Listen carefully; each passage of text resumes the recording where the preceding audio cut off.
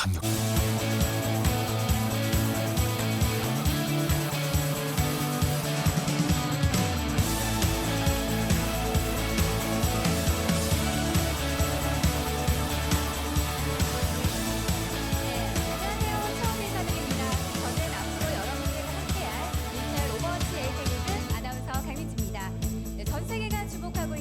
오버워치 첫 번째 공식 리그로 여러분들을 뵙게 돼서 정말 영광인데요. 지금 이 현장은 스타디움의 모든 좌석이 가득 차 있습니다. 그 열기가 어마어마한데요. 블리자드와 OGN이 함께하는 저희 에이펙스 리그 앞으로 2달여간 월수 금요일 여러분들 곁을 찾아뵐 예정이니까요. 많은 사랑 부탁드리면서 저 또한 길에 부응할 수 있게 열심히 노력하겠습니다. 자, 그럼 인텔 오버워치 에이펙스 리그 그 역사의 첫 페이지 지금 시작합니다.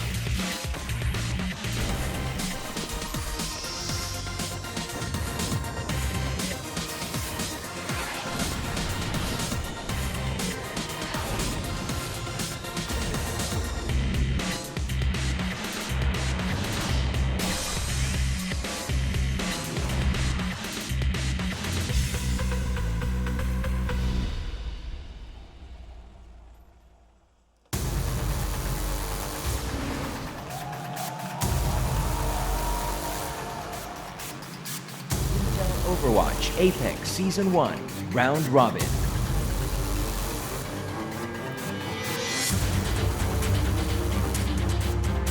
Today's matchup: Flash Lux, Rhinos Gaming Titan.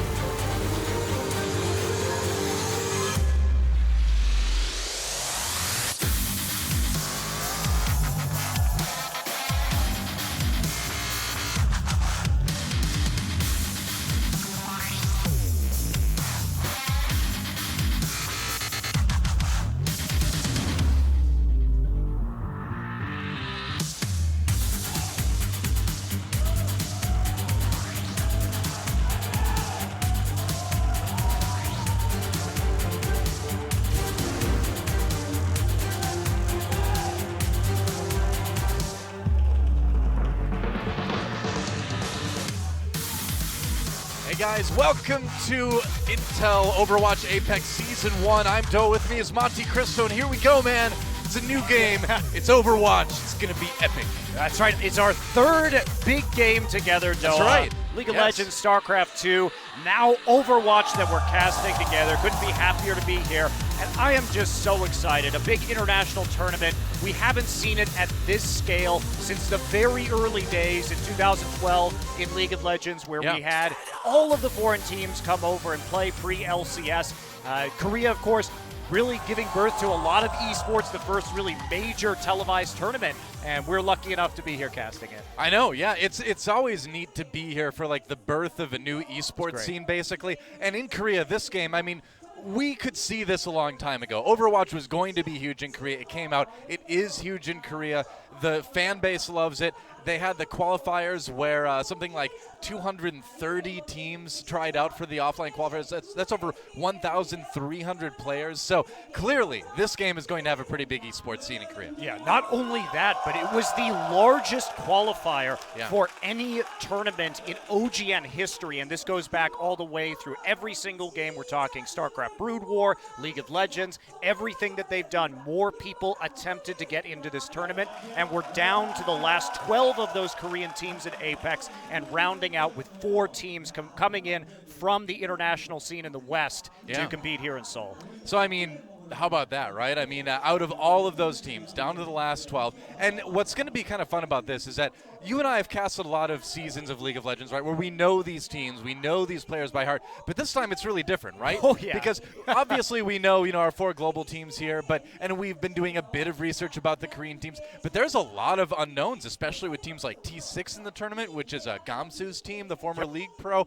and they formed literally right before the qualifiers. So nobody really knows anything about these guys. But it's going to be like a season of discovery, kind of finding out what the good teams really are. We have suspicions, but we don't really know yet. Yeah, that's right. And we've had some surprising upsets, of course, too, in the offline qualifiers. Luxury Watch Red, who has actually won online tournaments and competed in some Western online tournaments, but they actually did not even make it to the top 12 here. So there is going to be some power. 2 of the Korean teams, Lunatic High and the Africa Freaks Blue, are currently competing at APAC in China. That's right. Africa Blue looking very strong earlier today, being carried on the back of their DPS player Arhan. So they will be returning to Korea alongside Rogue and Energy to compete when that tournament concludes next week. Yeah, I mean, as far as the Korean scene goes, right now Africa Blue is largely regarded as the best team in Korea. That's a team that came from Mig Frost, actually, which was started by Woong, the very famous League of Legends player way back when, who started another Mig Frost that ended up taking a second place at the World Championships in Season 2. So made a great league team, made a great Overwatch team, and now they're sponsored by Africa, and they went from being like literally nobodies the first time I went to that team house to now just like dominating the scene. So if you kind of take the global teams out of it, Africa Freaks Blue would be the favorites for this tournament, but I think all the Korean teams are going to, have they've got their work cut out for them against the 4 teams we had come in from outside of Korea. Yeah, absolutely. And of course, we do have Reunited and Envy already here. Reunited will have their first match on Monday. Envy will have their first match on Friday of next week. And you missed the chance to call out your ESPN article, Doa. Oh, I guess. Well, yeah. I mean, I mentioned I visited the Mig Frost team house a while ago. I did have an article in ESPN about it. Go read it. Go find it online. It's fascinating. It actually is fascinating. It actually is really interesting. These guys basically, Woong found 6 players, or 12 players rather. He made 2 teams that wanted to be dedicated to the game. They started practicing literally, I am not exaggerating here, from 11 a.m. to 4 a.m. every day. And look where it got them. That's what the Korean teams have. They've got practice. And we've also got an overview of the tournament so far. As you can see, we'll be doing round robin in the group stages, of course. All the matches will be best of 5s, which is kind of refreshing to see right from the beginning of the tournament. Yeah, and unlike other tournaments, we're not having map bans. There will be a total of 9 maps in the pool every day that the teams have to practice for, but we are guaranteed in any best of 5 to see at least one control, hybrid, and assault map. And then after that will be a payload from set 4 and another hybrid map should it go to that 5th match. That's right.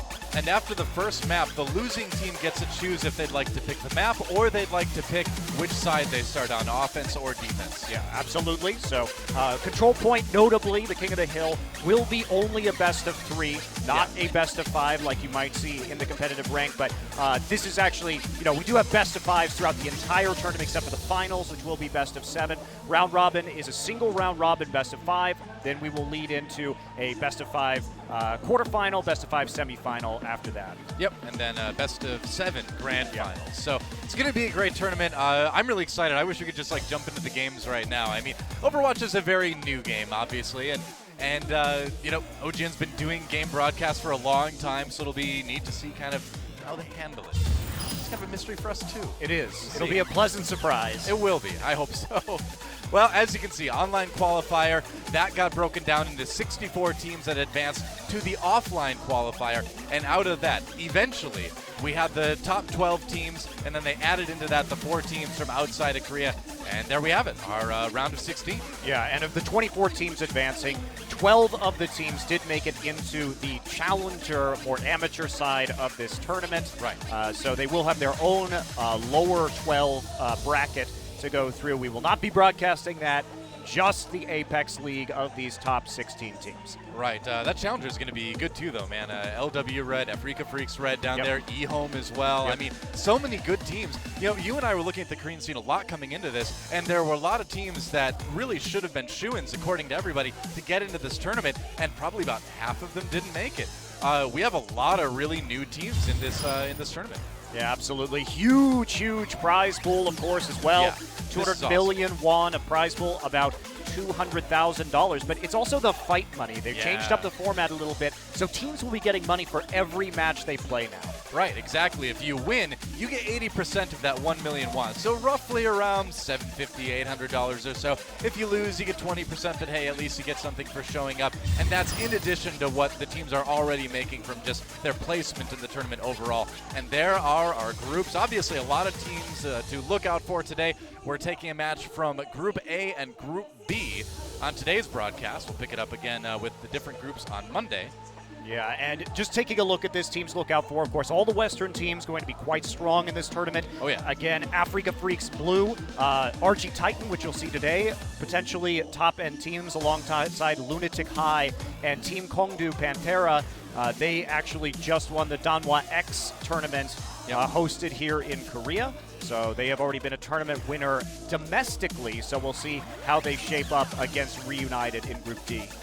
Both Kongdu teams making into the tournament, which is pretty big. It's the only organization that had both of their teams make it in, and even though that organization's a bit of a joke in league maybe, they seem pretty good in Overwatch. So we'll see how they do. Today's matchups, Flash Lux taking on RG Titan, Rhinos Gaming Titan, and then BK Star is going to be going up against Kongdu Unsia. Yeah. So that'll be interesting. Kongdu, they have Panthera and Unsia. And you know what that means, Panthera Unsia? That's the scientific name for a snow leopard. Oh, very nice. That's where it came from. Well, they do have the leopard eye as their logo, so Makes sense. It's breaking it into those two different teams. And BK Stars is an interesting one. You want to talk about those It guys is. a It little is. bit? So BK Stars was started by a streamer here in Korea named Bokyum, and he's known for being really bad, actually. He's known for being a terrible player. He's known for getting trolled on his stream by the people who played his matches. But a very popular streamer. Very popular, Very too. popular streamer. Exactly. But according to what we heard in the qualifiers, he just found 5 really, really good top-level players on the ladder, made a team, and they carried him into the tournament. So we'll see what that is. I mean, it's the first tournament for a new game, so you know things are going to get kind of weird and crazy. But, yeah, BK Stars, that's going to be an interesting one. I can't really say they're favored in that match, but, hey, his 5 carries got him this far, so I am we'll see what very happens. curious that they were able to qualify in the top 12 out of a 230-team bracket with allegedly some dead weight on that team. I mean, everybody's like, oh, yeah, they were 5v6ing the entire time because this Bokyum guy is so bad. And we've seen videos of, like, him playing. It's bad. He's legitimately not a good player. So we'll see what happens. It's the long con. He just It is, maybe yeah. he just plays really badly intentionally on his stream for the lulls from the viewers. And we'll see if China hires him after this to teach him how to sandbake properly. There you go. I know. I got one in there. Yeah. All right. But yeah, it's gonna be good. It's gonna be fun. And the other thing is too is when you think back to other games beginning their scenes in Korea too, like it's just so cool to see these stars rise up, these teams rise up, to see these stories get built around these organizations that are going to last for years in the future. It's really kind of a privilege to be here for a part of it. Yeah, it's a privilege for you guys to be here too. Of course, this is going to be the one window that Western teams have to beat Korean teams in the multi-year history that will be the Overwatch esports scene, because as we know, Korea will rise to dominate. So it just enjoy this time. I mean, the thing is, and people say, well, here's a look at our qualifiers as we move on, but we could talk about the Korean FPS history in a little bit. But so the qualifiers, like we mentioned, a lot of teams coming in here for this. It was about, I believe, 230 online teams, 1,380 players, and out of all of those teams, we got down to what we have. Yeah, and 64 teams participating in the offline qualifier here that you're seeing. Yeah, huge amount to roll through, and a massive set of group stages that were round robin. Yeah, and again, I mean, to restate what you said earlier, people kind of question, would Overwatch be a big game in Korea? Well, this was the biggest qualifier for an OGN tournament in the history of OGN. Yeah, huge. Bigger than any other game, any other tournament they've done before. So I think that kind of says it all right there. Yeah, people definitely very excited here. It's still the #1 played game in PC bongs here in Korea. Just been an absolute huge success here in Seoul, and it's fun to see. I mean, you walk into a PC bong these days, it's just everybody's playing it. Everybody's playing it. Yeah, pretty much. It's fun. I'd be playing it right now if I wasn't casting this, probably. Yeah. It's okay. Watching people who are far better than us is more fun anyway, though. To a certain extent. To For you, me. to you, maybe. To you. I like watching the pros as well. I like to get in there and like throw orbs at people. I still play Zenyatta. Yeah, He's still good. He's still good. You just can't nano boost people. That's his problem. Yeah, well, I mean, as much as we'd like to see you play with your balls on this stream, we're not actually going to No, get I just that. like to put them in other. Never mind. Never mind. We're gonna stop right there. We're moving on to a very serious portion of the tournament. Let's take a look at our teams for match number 1. We're back, Monty. We're back. Flashlux taking on Rhinos Gaming Titan. Don't try to poach their players. It's illegal. There's not many remaining in the wild. Yeah, there aren't very many remaining. That's right. So teams were allowed to have a total of 8. So that's 6 obviously in the booth and two Substitute players. Substitutes. That's right. That's a word that escaped me for some reason. All right, there It's is okay, I got your back. Flashlux. That's right. And these guys looking pretty good. They made it through the qualifiers without dropping a single match. And yeah, the big upset I think was eHome, a team that we definitely, sort of expected to get into this tournament. Yep, eHome was a team formerly known as Artisan that was kind of one of the early on Korean teams to really gain a lot of notoriety outside of Korea as well. Yeah, they did actually go all the way to a tiebreaker on that match against eHome, so it was quite close, but Flashlux did prevail in the end. Yeah, they're led by a team, they're led by a player known as Welsh Corgi, who's a former, I love corgis, they're so cute, but he's a former Quake Live player, and so obviously a little bit of SPS experience there, and FPS rather experience there. And according to what we've heard, they're very good strategically, but they're very unproven on the stage. So we'll see how they do against a team like RG Titan that's been around since kind of the very beginning of Overwatch here in Korea. This was a team that was created around the time that Artisan was, that Quix was, some of the other early prominent Overwatch teams here, and they beat Africa Red in the qualifiers, which is very impressive. So really cool to see how they're going to do in the tournament. Yeah, we have seen, just to talk more generally about the Korean teams, we have seen different strategies out of the Korean teams, of course, coming off of the Overwatch Open, where the Beyblade composition, the Nano Boosted Reaper, was really, really on the forefront, especially Misfits' perfection of that composition and their roll to victory right there. We do see, I would say, more variety from the Korean teams right now. It could be the meta hasn't caught up with them yet. We'll have to wait and see. I mean, it's interesting because we've seen a lot of very meta stuff in Korean tournaments lately, but like you said, we've seen them be willing to experiment a bit more. And so because we don't have a lot of stats right now to draw off of, this is actually statistics for what heroes these players play the most on solo queue. Yes. In competitive play. Yes. So a lot of McCree. Guess what? He's really good in solo queue. Hey, you know what? Zarya is too. Anna, Genji, Lucio. Yeah. Makes sense. Yeah. We're waiting on more statistics. It will be Nepal here.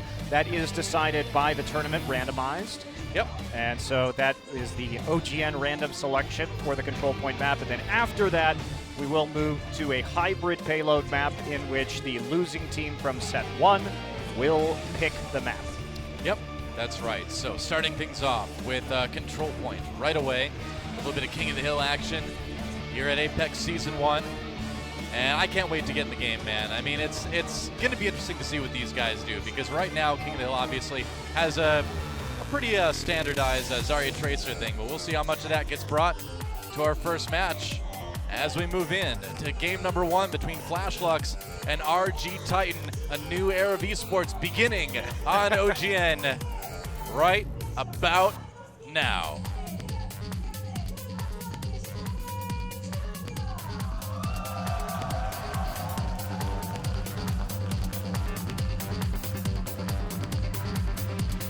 I get it.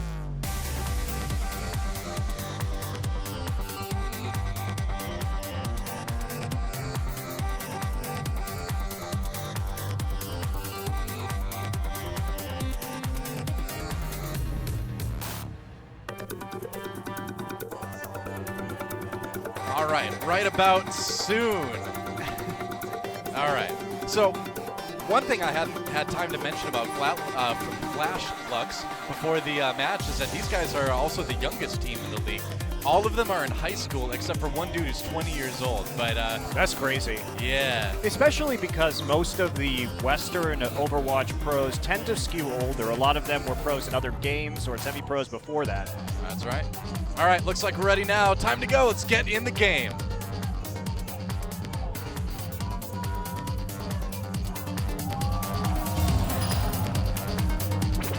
I get it.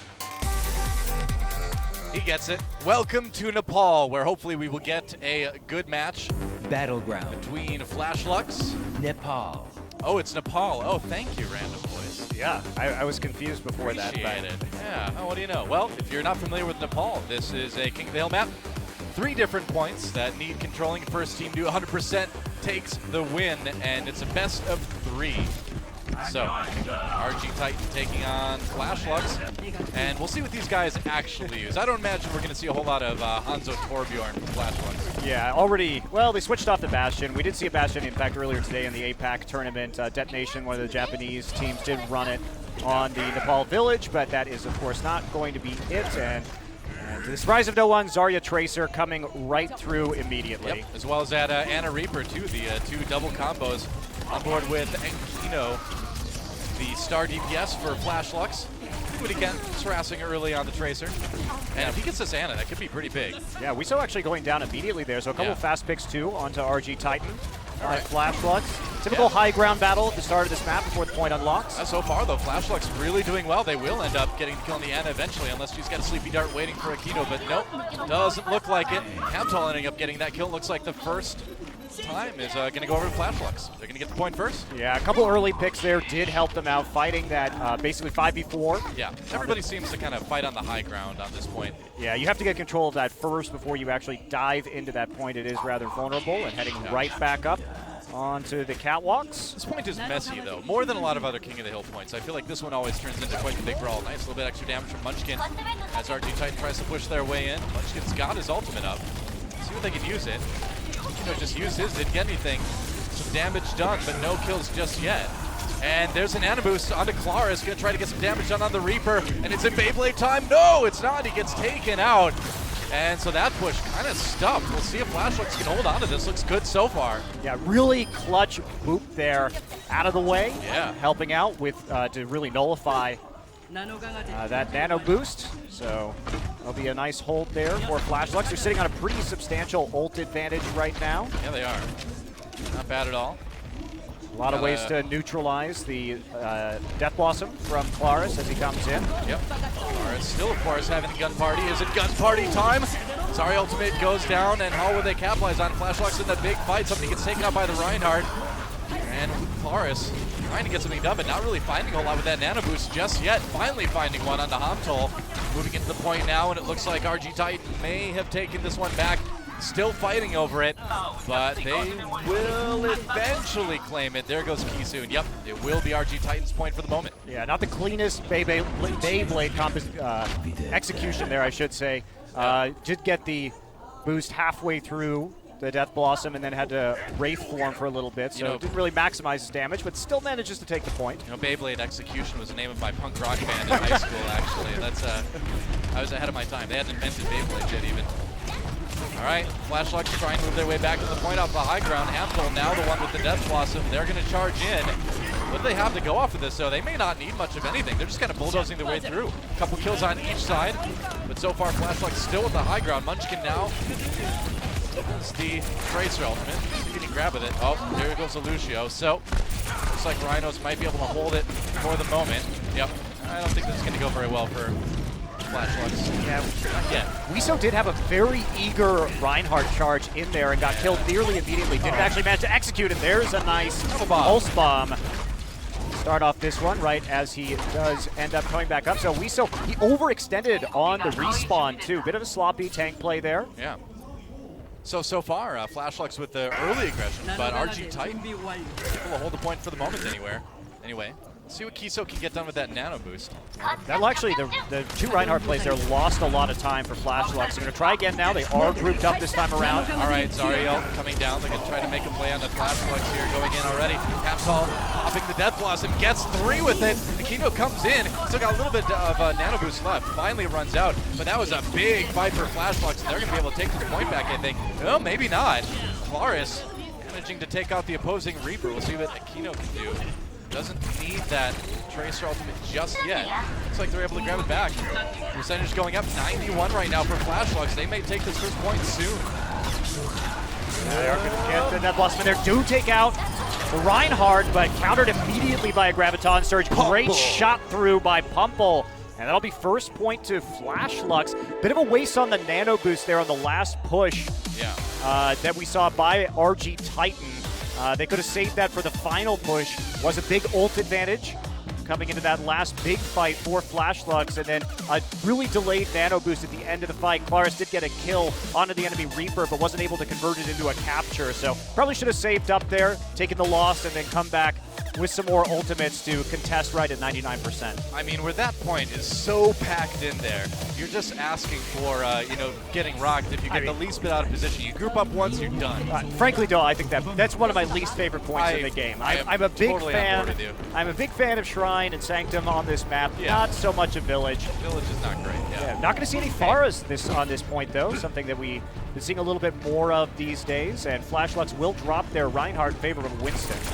Okay, Winston generally a little bit better on the map because of the vertical mobility he can go for. Munchkin trying to get some damage early. They will take out Pumple right away, though. Good start for RG Titans.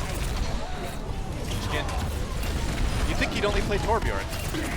But no, playing somebody taller right now. RG Titan, though, taking this first point. And Munchkin doing a great job on this Tracer, just zoning, getting damage done, building up that ultimate. And so, RG Titan will be the first team to take the point here on Shrine. Yeah, pretty good initial pick there, leading immediately to the point. Big nano boost percent advantage right now for Bro over Kisu, doubling that percentage. So they're going to get the first point, or the first nano boost here. Now Wiso on the Zarya doing the damage that he can do. Nearly took out Bro, but not quite. And they can't quite get into the point. It was an engage, but didn't quite make it work. Claris dying before he has a chance of Death Blossom. Pumple back on the point now. They're re-engaging, and with the Kino, looks like they're going to be able to hold it. Much better fight on the re-engage for Flashlucks. Yeah, to get it. And had they been able to take out Bro at the very start of that fight, it would have been even a harder victory there for Flashlucks. Nice targeting from Wiso. Couldn't quite get him, but he did force him to back off. Yeah. And that means that they got their nano boost. Bro was unable to use it as he was zoned off the point, and the picks onto the front line occurred. So RG Titan now going to re-engage. Yep, going to go in. They have the combo. They have the nano boost combo. Looks like Zarya will get used though by RG Titan. They do wrap up a lot of Flashlucks. Claris gets slept, not going to be able to use that. Nano boosted Lucio. That's a mistake right there. He wants to really drop the beat. It's a strong beat, but it's also going to be a point held by Flashlucks. Yeah, I'm a support main, so I like to get nano boosted, but I have to admit, it's not as good as nano boosting a Reaper. Yeah. Yeah, that's just a misplay right there. Not much else you can say about that one. Sometimes when characters are stacking up, you can accidentally ult the wrong target on the Ana, and that's what we see happen. Kino with that pulse bomb, ready to go. Not going to be able to survive it, though. Death Blossom comes in. Claris trying to get the damage done, manages to get a couple with the help of Bro, and that's going to help RG Titan retake the point. A little bit behind, but they've got time to build back up again.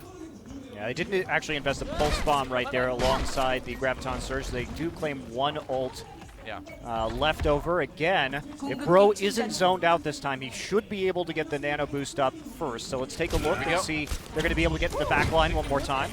That's right, Pumple jumping in on that Winston. Kino looking for a chance to throw down the pulse bomb. Is he going to find it? Looks like he is. Gets the kill onto the Reinhardt. OP shield going down there. And Aquino back on the outside of the fight now. He's really done work with this Tracer so far this match. Hamtal, though, meanwhile, takes out Munchkin on the other side. Point being taken back, though, by Flashlucks. And it looks like they might be able to get it. They're barely holding on right now. RG Titan, Sonic, or Luciel rather, coming down for Flashlucks, and that's going to help them retake it. They should. They'll get it. Eventually. Yeah, the fire through. Even though the nano boost went down, I didn't actually see who was the target of the nano boost. It wasn't Lucio this time. I can tell that much. Munchkin. Oh, back to the lollipop guild for you. He's very most sincerely dead. Yeah, he is. Yep. A lot of ults for Flashlucks. They've got a good setup to retake this point. RG Titan, though, pretty close to a lot of ults themselves, though. Flashlucks will be sitting again. See, they've got to use this sound barrier well. It's the big advantage they have. Yeah, right. Ready to turns out Song Barrier is popped. They're going to have to engage with that now. Clara's low on the outside, looking for a chance at Death Blossom. He's going to raid for him in there. Finding an opportunity, gets booped out. Doesn't get to really do much damage to anyone. He does kill the Ana. Kisu goes down, but nothing on the end of that fight. Hamtal coming in for a little bit of revenge. And Flashlux able to get that point, and they are going to be able to take this round, I think. Yeah, 100%. And they'll get it. That's going to be a 2-0 for Flashlux. That was a really clutch Lucio boop right there to get the Death Blossom out of the point. That was the last hope that RG Titan had. Yeah. So that'll be a nice win there for Flashlux. I would say, based on what we know about these teams, the underdog coming in, but they're going to go up 1-0 in this best of 5. We are going to move on to a hybrid map selected by RG Titan next. And we'll see how they do in that setup instead. Well, they can choose to pick the map, or they can choose which side of the map that is picked that they start on. So I think you pick the map every I think time. you definitely pick the map. Yeah, I mean, I don't know why you would let your opponent pick the map at this point, but it's nice to have options, right? When you, of course, in this game, when you play both offense and defense in every payload map, there's no reason really to pick side first. Exactly.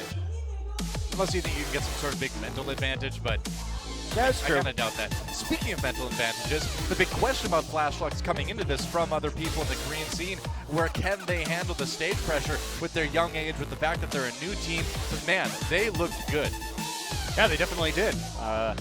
They did, I think, have some hiccups on their first attack their attacks onto Nepal, but they figured it out by the end of the round. Did end up winning that point anyway. Yeah. And they really put it together on that second map. We are going to be going into Numbani. Oh, okay, interesting. All right. So Numbani, a chance for us to see a little bit of Pharah Mercy action that's been creeping back into the meta recently. People kind of figuring out, hey, if everybody's running May Reaper, guess what? Guess what you can do again, Monty? You can run Pharah Mercy. Yeah, you definitely can. And Korean teams have been, we have seen more Pharah Mercy coming back after the conclusion of the Overwatch Open, and I do think it was viable at the Overwatch Open. I think people fixated too much on the May, Reaper, and Ana combinations that we saw, and didn't take to the skies quite enough, especially on some of the more open maps. That may, in fact, be coming up here for the first point on Numbani. We'll see. It should be interesting. Match number 2. A chance for RG Titan to tie things up. Let's get in the game and see if they can do it.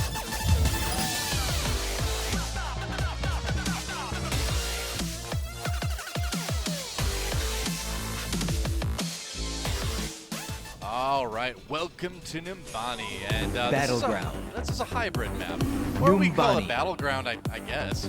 It's a combination assault escort. Of course, you have to take that first point with Doomfist Gauntlet. I guess they got it away from that kid in the intro cinematic. Put it in the car now, but anyway, you got to take his gauntlet. Is it that, or did they deliver it to the museum where the kid got it? I'm not actually sure what the answer to that question is. That's a good question. We don't know where that museum is located. It could be in Numbani. This could be a prequel to the cinematic that they introduced Overwatch with. Whoa. We're already experts on the lore, Monty. Damn. We Just did that day fast. 1, and we've already done it. It's amazing. So we are going to see Pharah here from RG Titan. Yeah. No Mercy on this map. They're going for a long-range poke here. The combination of Pharah and McCree going to be able to shoot from a very long distance away. And this may prove actually very problematic for Flashlux because they're running 3 tanks and a Mei.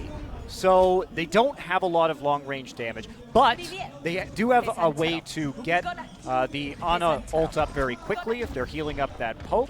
So we are going to switch over to the Mercy right there. So it will be the Pharah Mercy Ana combination. This has been more popular among these Korean teams. I call it the Death from Above composition because what's going to happen is they're going to Ana ult the Pharah and have her do huge damage from out there. So watch out for the Roadhog hooks coming in from Pumple because that's going to be the main way that Flashlux has to shut this down. Yeah, absolutely right. They need to get those picks, be able to hold on to this. Otherwise, you're just not going to have a ton of sustained damage to stop the push from RG Titan. Yeah, Flashlux would really rather have a Zenyatta McCree combination here against this, but they don't know what's coming. Yeah.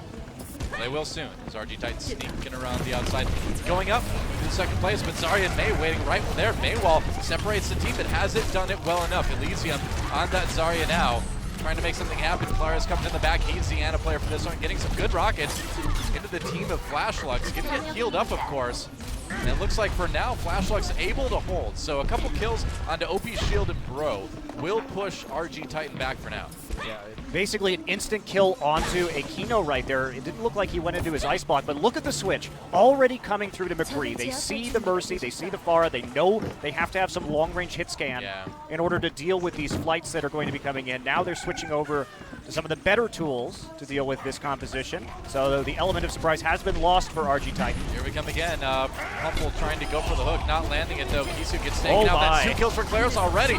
He's going to drop the barrage, and he's going to get 2 more. A quadra for Claris. That's a good start. Elysium picks another one Great up. flag. It's going to be a 6v1 in the end. All right, RG Titan should be able to take it. Let's watch a replay of that right away. Yeah, just wonderful flank coming in here. You see Bamboo is going to be amping his damage by 30% with the Mercy beam, and it was very well coordinated. They distracted them with the push through the upper hallway onto the balcony, and then that was just a great flank coming through from the Pharah while they were distracted. So that'll be an easy first point here. Yeah, Pumple switching over to the Winston now. So going to try to get to the back line, jump on the Ana, jump on the Mercy, the McCree maybe as well. Mars taking some molten plasma to the face. At least that's what I assume Zarya is shooting. It is a plasma. It is plasma. You're right. There you go. All right, well, speaking of plasma, Graviton goes goodbye. down, and that's going to be, oh, wow. All right, well, Nano boosted Reinhardt tends to do that. Yeah, they used a lot of a couple of their ultimates right there. Weeso actually saving the Earth Shatter, so they're going to have that tool, realizing that they only needed really to invest the Graviton Surge and the Nano Boost in that push. They get a multi-kill, so RG Titan going to be coming back right now. No barrage for the Pharah, but they do have Got 4 the ults. Nano Boost for the Pharah if they need it. That's right, Munchkin 2 with the Deadeye. OP Shield gonna slam the the McCree rather, into the wall. RG Titan with a good start, but there's the Graviton Surge coming in from Zarya. Able to get a couple kills here. That was 2 with the Deadeye from Munchkin, I believe. And a decent push coming together for RG Titan. They're moving us along pretty quickly. Another kill onto the Zarya. All right, this DPS, man, this combo for Claris and Munchkin, it's really doing well for RG Titan so far. You know, I'm impressed that both of these teams have shown some pretty good ult management so far. They haven't been over-committing ults. Sometimes you see players not communicating well and using more ults than they have to, but nice hold there. They didn't try and finish things off with the barrage. Patient. Bro is going to be moving forward again. We do have about equal percents on that Nano Boost, so we'll see who can get it first. Oh, yeah, okay. Earth Shatter comes down. Claris backing away. He's got the barrage in case people come in a little bit too far. So far, the push looking good for RG. Claris backing off again. I don't think that Vincent's going to survive landing. He's going to Primal Rage to try to stay alive for the moment, just keeping people off the point. But that's more kills coming in for this Pharah now. And RG Titan, they're getting stalled a little bit, but the push continues. Yeah, kind of a waste of the Primal Rage, actually. It did delay the pushing of the cart by a little bit, and maybe got some respawn timers up there, but I think you may want that to actually shove people off right as they get a little bit closer here towards the end, and you have some more backup. And Nano Boost going to come in for the Reinhardt. That's right, and Claris actually gets a huge barrage off. That's 2 kills for him. Elysium helping out as well. This push already looking good for RG Titan. Pumple just can't do enough by himself on this Winston. Munchkin fighting people off in the back. And he's going to cover the spawns as they try to push it. Goodbye, Lucio. You've been dropped. Yeah, and harder than your beat. Definitely hard, way harder than the beat. Diva there. time. Here comes Wiso on the Diva. Yeah, they do. Still there. Deadeye picks up 1. Yeah, Bamboo still needs to stay. He's alive currently. He still has the res. Yeah. So they can afford to lose quite a few right here and set up for a big Mercy res and then finish off this point. The spawn is really close here, so this is one of the points that's hard to kind of hold on. Yuck actually gets the sound barrier off on some of his teammates, a good amount of them here. And RG Titan, they seem to be holding on to the point. There's for the Nano moment. Boost. Tarzan's a barrage again. Yeah, that's right. Nano Boost ending up being used on the McCree, I believe. Yep. And that should be about it as they clear the last of Flashlucks off of the point. Oh, May, being annoying. They are holding on like what is it? A tiny amount, 0.1 meters away from the finish. Yeah, they have 3 minutes to get this, though, Noah. All right, there we go. Only in 1 second. And finally, RG Titan takes it. Nice little hold at the end there, but overall, a pretty solid time put together by Titan. Yeah, it's a very good time coming through. Nearly 3 minutes remaining for them in the time bank. Should their opponents actually make it to that third point and cap again. So Flashlucks needs to push it all the way through right now in order not to lose outright. So we'll see how that goes for them coming through. That was a very impressive push, and they never really got a chance to shut down either Claris or the Mercy Bamboo onto RG Titan. They tried a little bit with the Winston, but they were not able to get straight into the back there. Their McCree was also routinely zoned out, so pretty free DPS from the air from that combination, and they got to be a little bit, I think, better about getting onto the Mercy if possible. Seems that way. Yeah, that's the thing, is that the switch to the McCree was good, but then they just weren't able to get anything done with it. Yeah, it's about hitting those shots at that point in time and getting the protection you need from your front line so that you can actually get the line of sight onto the Pharah. So we are going to see basically the same thing coming here for RG Titan. Yeah, sticking on with the defensive side, and Genji coming out for Aquino. Yeah, we see Genji on offense pretty frequently on this map. He's got a lot of mobility to work with. Certainly get in the back lines and cause trouble. Just a poke from Genji always pretty nice too. Yeah, Genji against the Pharah though, yeah, great against the barrage, but unlike some of the hit scan DPS, it's not an instant return on the damage, so it can be a little bit harder to close the gap. And also good Pharah players, of course, will be aiming at the Genji's feet or around him when he's on the ground for the splash damage on the rockets. So it can be a little bit more challenging to play a Genji against the kind of composition that RG Titan is running. Oh, see what they can do. And you gotta wonder how much Flashlights expects the Pharah to be coming out on defense for Titan. Find out. I think if I'm RG Titan, I realize that they can't kill the Pharah in the last game, so might as well just try it again and see if you can have the same kind of luck, because Claris was basically untouched. Give it a shot. Claris on that Pharah. They're gonna try to come in from the second floor, as we usually see. Kill comes in for Kisu already. And so the push for Flashlights already turning into a 6v5, dropping onto the point now. Titan push back a little bit. Kino on the outside. This is what he's really good at, chasing down that Mercy. That's what he's trying to do, preventing the resurrect. Can he do it though? Mercy getting healed by the Ana, trying to keep Bamboo alive, but he can't do it. Aquino doing work on this Genji, and looks like Flashlights may be able to take this point right away. Hamtal getting a couple on that Zarya, and wow, successful first push. Well, there you go. They decided that they were going to switch up their strategy. Instead of going for the McCree and trying to hit these flying targets from a long way away, they decide, hey, Aquino's going to play the Genji, go into the backline himself. They also have, of course, the Winston to use that dive composition. Again, this time they're able to make it work, get rid of the Mercy, but see how it goes on this run here to point number 2. Positioning-wise, it was really smooth. They push RG Titan down off of the high ground, then that lets Aquino and Genji jump over to the ledge on the other side and be able to shoot from the high ground from above. Speaking of Genji going in with that nano boost, meanwhile Graviton Surge used on the Flashlights. They're going to lose a few people, but overall it's still a good fight for Flashlights. Aquino doing work on that nano boost in Genji. A couple kills, and it looks like they'll be able to keep this payload rolling, or floating, I guess. Yeah, and they come away with a lot of good ults. They used a couple right there. Well, 3 in fact, the Nano Boost and the Sound Barrier and the Dragon Blade. Got the kills they needed. So again, Flashlights not overcommitting here, keeping their ult economy strong, and RG Titan not with a huge amount of an advantage here to work with when it comes to those ultimates. RG Titan needs a sneaky Reaper moment. They need to get the Beyblade going. Claris drops a barrage. That might be a good angle. Meanwhile, Munchkin comes in with the Nano Boost on the Death Blossom. Claris the one getting a couple kills here. Looks good for RG Titan right off the bat, as Munchkin's still alive on that Reaper. Picks up another one. Looks like pretty even kills traded so far, but Flashlights again winning the fight. Yeah, keep on pushing forward. Taking out. Yeah, pushing for now anyway. The unfortunately named Pumple. Not looking too bad on that Winston. Why would you name yourself Pumple? I think Pumple's a great name. It's not. I don't know what you're talking about. It's not. All right, well, Flashlights here, they continue to find themselves with an advantage. The Dragon Blade's back up. They're waiting, going to wait on Kisu here. Yeah.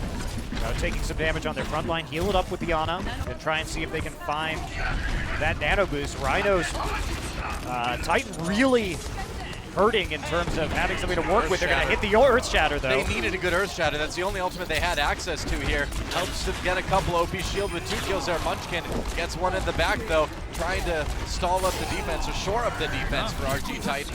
And it looks like they can't quite stop the payload yet. Yeah, do you see a swap here, too? coming through. Yeah, Or is he- humble on the Road Dogg now. Yeah, and we are going to see Claris move away from the Pharah. So deciding that this isn't going to work, the Genji is a little bit too much for them to deal with in that back Oh, line. nice hook, Munchkin. Oh, he can't quite get him though.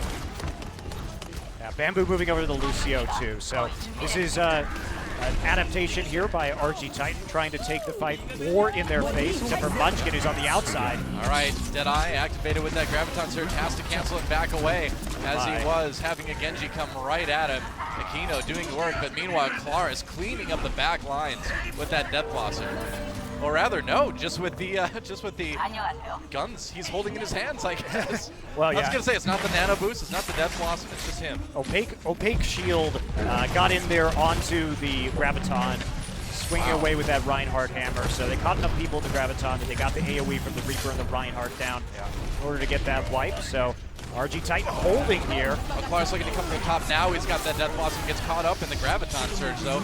Looking for an opportunity. He's going to back up, be patient with it. Meanwhile, Dragon Blade getting nullified nearly immediately. Strong hold for RG Titan here at this very last turn. Yeah, Claire's holding onto the Death Blossom there, realizing that because there wasn't a nano boost onto the Genji, that he's just going to be able to take him out with the shotguns, not having to commit his own ultimate right there. But that's kind of a throwaway ult by Aquino, considering Kisu now has the nano boost up, so a bit of impatience from Flashlux makes that fight not as strong, and their next fight also not as strong. All right, Nano Boost onto Whis as he comes in on the Reinhardt. Claris, there's the Death Blossom. Doesn't get anything with it, but he will be able to finish off a few with his shotguns with that Nano Boost onto the Reinhardt now. Manages to get the kill onto Wiso.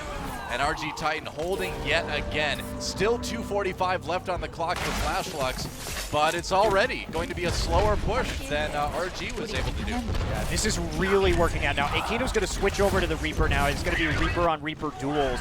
The Genji not working out. So we do see both these teams adapting in terms of their composition as the match goes on. It's going to be a more brawl around the point now, as we see Reaper on Reaper action. Graviton Surge, combined with that Deadeye, we'll see if we can get my! He gets 4! I believe that was 4 with it. And then 1 kill at the end from Bro, being a bro. Let's check that out again. Oh, it's sweeter the second time. Oh, feels so good. Justice has been served. Yeah, didn't even have to use the Earth Shatter in order to set that one up. Looks like we did see Wiso just drop his shield for a moment right there. Would have broken the shield most likely anyway. But fewer kills would have come out of that. Yeah, man. I mean, I don't know what the deal was. Reinhardt Flashbang not able to. We're on board with Camsol now as he tries to get this push going, or for Flashlux. Starting to look okay. The ult's down. For RG for the most part. Flashbang helps him get that headshot finally onto OP Shield. And they're going to keep pushing. Opaque Shield. Yeah, they finally found a window here, but look at that. Claris is nearly back up to a Death Blossom. Bro already has the Nano Boost. We're going to see RG Titan have a chance here to come back. That's right. Optol up top with the Deadeye. Yeah, looking for a couple, and he's got a few in his sights. Gets one, manages to pick off Bamboo. Full support's down for RG Titan. This is going to be good for Flashlux. I think they've got it. That was a team kill. Yeah, it was, and that's a heartbreaker. Claris was 1% away from the Death Blossom as he died there. So we are going to see the map complete. Better time for RG Titan. So they have an opportunity here to win out in the time bank system, as RG Titan going to be going back on offense here. This is where it gets really exciting, man. You get those crazy pushes on overtime because the teams only get the time they have remaining to push the payload as far as they can. Or on a map like this, you've just got to take that first point. Yeah, that can be enough, especially when we see how little time that Flashlux will have to work with, just a little bit more than a minute. All right. And Flashlux going back to the Genji, but RG Titan calling their bluff. They're going to use the composition that saw them success on that final third point hold for a very long time. So the Genji may not find that same use. And of course, if they try and dive in with Genji and Winston into a Reaper, that does cause a lot of problems for the Genji and the Winston. So it's up to Claris here to shut those dive threats down. Yeah, I don't think they're going to be able to push through the first point as fast as they did the last time. Genji worked out, but there was a Mercy to chase around the map last time. Yeah, that was where the Genji really was successful. Yeah, that's what he's for, too. He's for chasing down the Mercy. So, able to do that, but no mercy to chase this time. But he still has no mercy for the enemy team.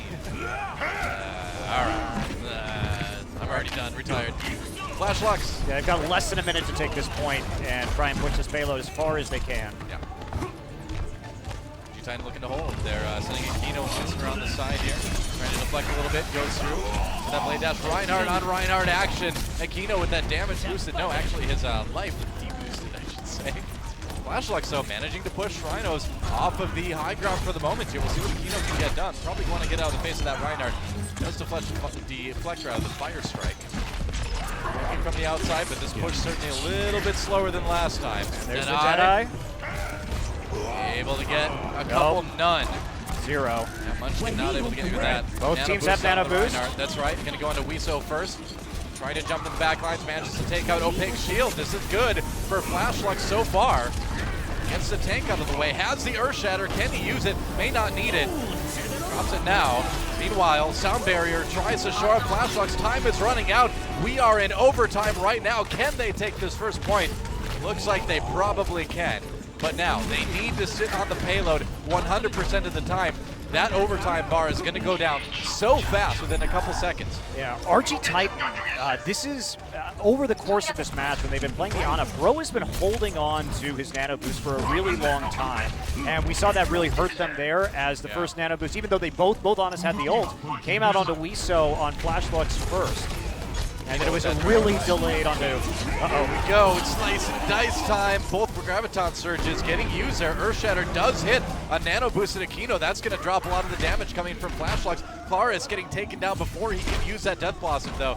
Man, Aquino's been so good on this Genji, and they're going to keep pushing. But remember, they have to stay on the payload. They have to leave one person at least on it the entire time. this is probably the end though, Doa. We've got 3 ults up here for RG Titan. Yeah, doesn't get anybody with the Deadeye though. Does get pummeled very low on that Winston. Munchkin punching a Reinhardt. That is a brave thing for McCree to do, but it works out. Who knew? Yeah, just a few more seconds here. That's right, they have to stay on the point. And a grenade. Coming in, Biotic grenade. Making these a little bit more difficult. Munchkin very low. Munchkin rather very low. And here we go. Clara is coming in with a 3-man Death Blossom, and that is going to push Flash Lux off of the payload just long enough to end that round. Yeah, 46 meters, but considering we saw about 1 minute 4 seconds, the fact that they got it that far is actually quite impressive. So if they can hold long enough on the first point, Flash Lux definitely has a chance to get through this game. We need to see more decisiveness, I think, from RG Titan, because we've seen them sort of mechanically winning a bunch of these duels in the one-on-ones, but in terms of their comms and their teamwork, it just seems like Flash Lux is a little bit better about being able to pull the trigger on some of those ultimates first, because that should have been an even nano boost situation at the point, but instead, RG Titan Bro sort of held on to it for a really long time. They allowed Wiso just to run rampant on a nano boosted Reinhardt and tried to compensate later. I think they were waiting for Claris to develop his charge, but he was really far away from a Death Blossom, so ended up costing them with a couple of early kills, and then they were fighting from a man disadvantage. Well, Flash Lux on defense this time around, and with the Mei, with the McCree, looks like they just want to try to stop RG Titan right here at the first point. That's always the danger. That's always the scary part about being on offense on this in this situation, is that you need to not just jump on a payload and take as far as you can. You need to take a point first, and especially on Nabani, that can be tough. Yeah, definitely can be. This time, Flash Lux is not going to run the same big and heavy tank composition on defense. They do have a McCree there because they are thinking that Claris and Bamboo are going to come back with the Pharah Mercy combination, so they will have one tool to deal with that this time around. Yep. Here we go. I shouldn't sniff that out right away. Reinhardt gets a Fire Strike up from the upper hallway, so they should have seen the Pharah. Claris wrapping her on the side as the rest of RG Titan comes up onto the second floor. We'll see what they can get done in this first push here. Median engage from Flash Lux. Bamboo coming from behind though, keeping that Pharah healed up. Claris doing work though, did so well on the Pharah before. Nice hit onto Bro actually, taking him out.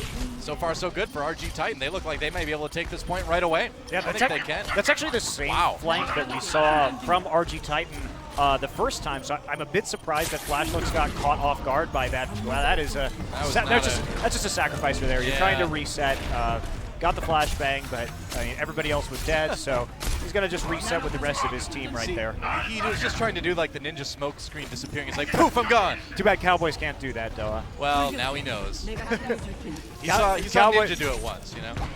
Although he is the only one with some sort of smoke screen. Genji's not up there yet with the... Oh man, he's just super fast. He's a robot. Although you think you could hide smoke somewhere on that cybernetic body. Laris on the top getting a lot of damage into Aquino right away. There's Earth Shatter, doesn't really do a whole lot. Seems like maybe get some kills off it, but they've already got it nearly pushed as far as Flashlux took it.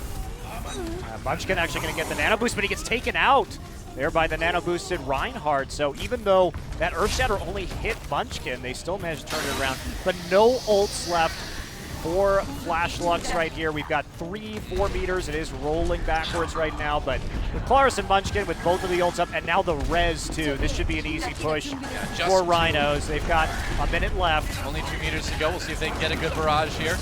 Looking for it. Bro, no nano boost, but Claris doesn't need it, man. Getting all that damage on sound barrier used. They're going to push this payload.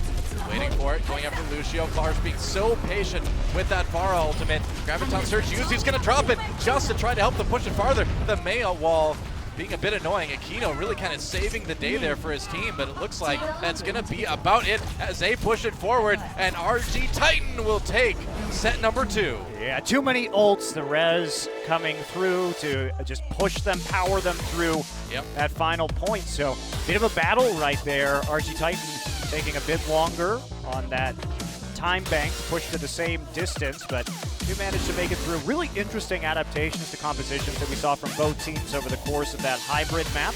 And we'll see if they have different strategies coming up on we're guaranteed actually now to head to at least a 4th map where we're going to see a payload. So figure out how that works in just a little bit. We are going to move on to 2-point capture or assault for the 3rd map here, and that will be selected by Flashlux.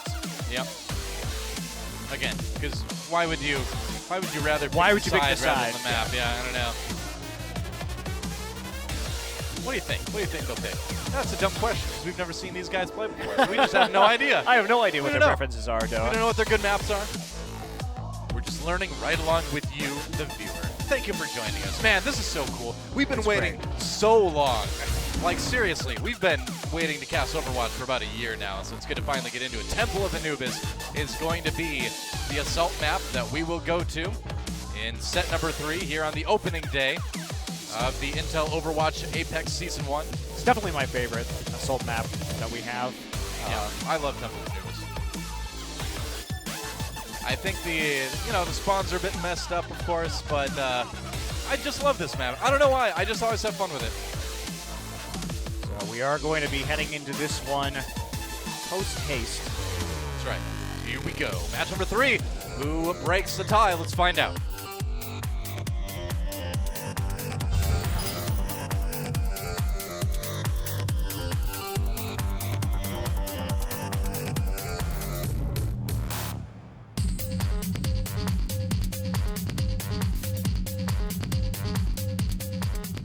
Wow, that was like a kick and beat, man. Yeah, we're getting funky. Yeah, I like it. I like it. Welcome to the Battleground. Temple of Anubis. It's a battleground. Temple They're all of battlegrounds, Anubis. aren't they? They are all They are, battlegrounds. yeah. So, Battle space ground. So, an assault map. And in case you're just joining us for the first time, new to Overwatch, basically you take point A, move ahead, take point B, one team on offense, one team on defense, and you get a certain amount of time to do each one. And if you're able to take both, you get that time for the later push. You'll see what works out. It's cool. That It's we fun. will. We will all see. And defense hard on the first point due to the spawns being behind the second point. Yeah. And the offense, very difficult to take that second point because the defensive spawns are literally right there. So you can see it stall out a little bit and get a little bit grindy, particularly on point number 2. Yeah, you certainly can. Certainly can. On point 2, the defense spawns very, very close to the point. Offense has a ways to walk, so naturally you need usually a couple good team fights to take that point. Usually end up taking it incrementally. Always interesting to see where the defense posts up on this first point. A lot of different methods we've seen over the months that Overwatch has been around. I still play Symmetra on this map on defense. Look at you, Noah. But that may be the reason why I'm up here and not with you. One of many, no doubt. One of many. No, that's the only one. Okay. That's the only one. That's it. That's the one thing separating you from being a pro player. That is only it. That's the only reason. Kino on the May as they move in on offense, having that wall is really nice, block damage as they try to get in position. There's a boost from the May. Wow, they're going right up on the high ground. Can use the ice barrier right away, or ice block rather, to stay alive. But it looks like RG Titan going to be able to hold this one pretty nicely. I mean, it was a fairly obvious approach. We'll put it that way. Well, you know, that's been a really popular tactic that Energy has been using recently to boost with a May wall right there. But when the entire team from RG Titan, especially with a Reaper and a Reinhardt, is standing there while you come up, you are going to eat a ridiculous amount of damage. It is cute, but you can't have the enemy team defending right there in that circumstance. So Flashlux, over eager. I don't think they should try this again. Yeah, they are going to go around the left side this time. And there's a Widowmaker in this game, and Aquino's going to get popped in the dome there by Munchkin. I wonder if he'll stick on that Widowmaker or not. Not a great start. Munchkin looking pretty good on that McCree on Numbani. Seems to be a hero he handles well. Yeah. Meanwhile, the ultimate's building up for RG Titan. They should have a pretty strong defense. Looks like Aquino going to stay on that Widowmaker. Oh, nearly picks off Yup with that headshot. Very close, skirting around the edge of the shield.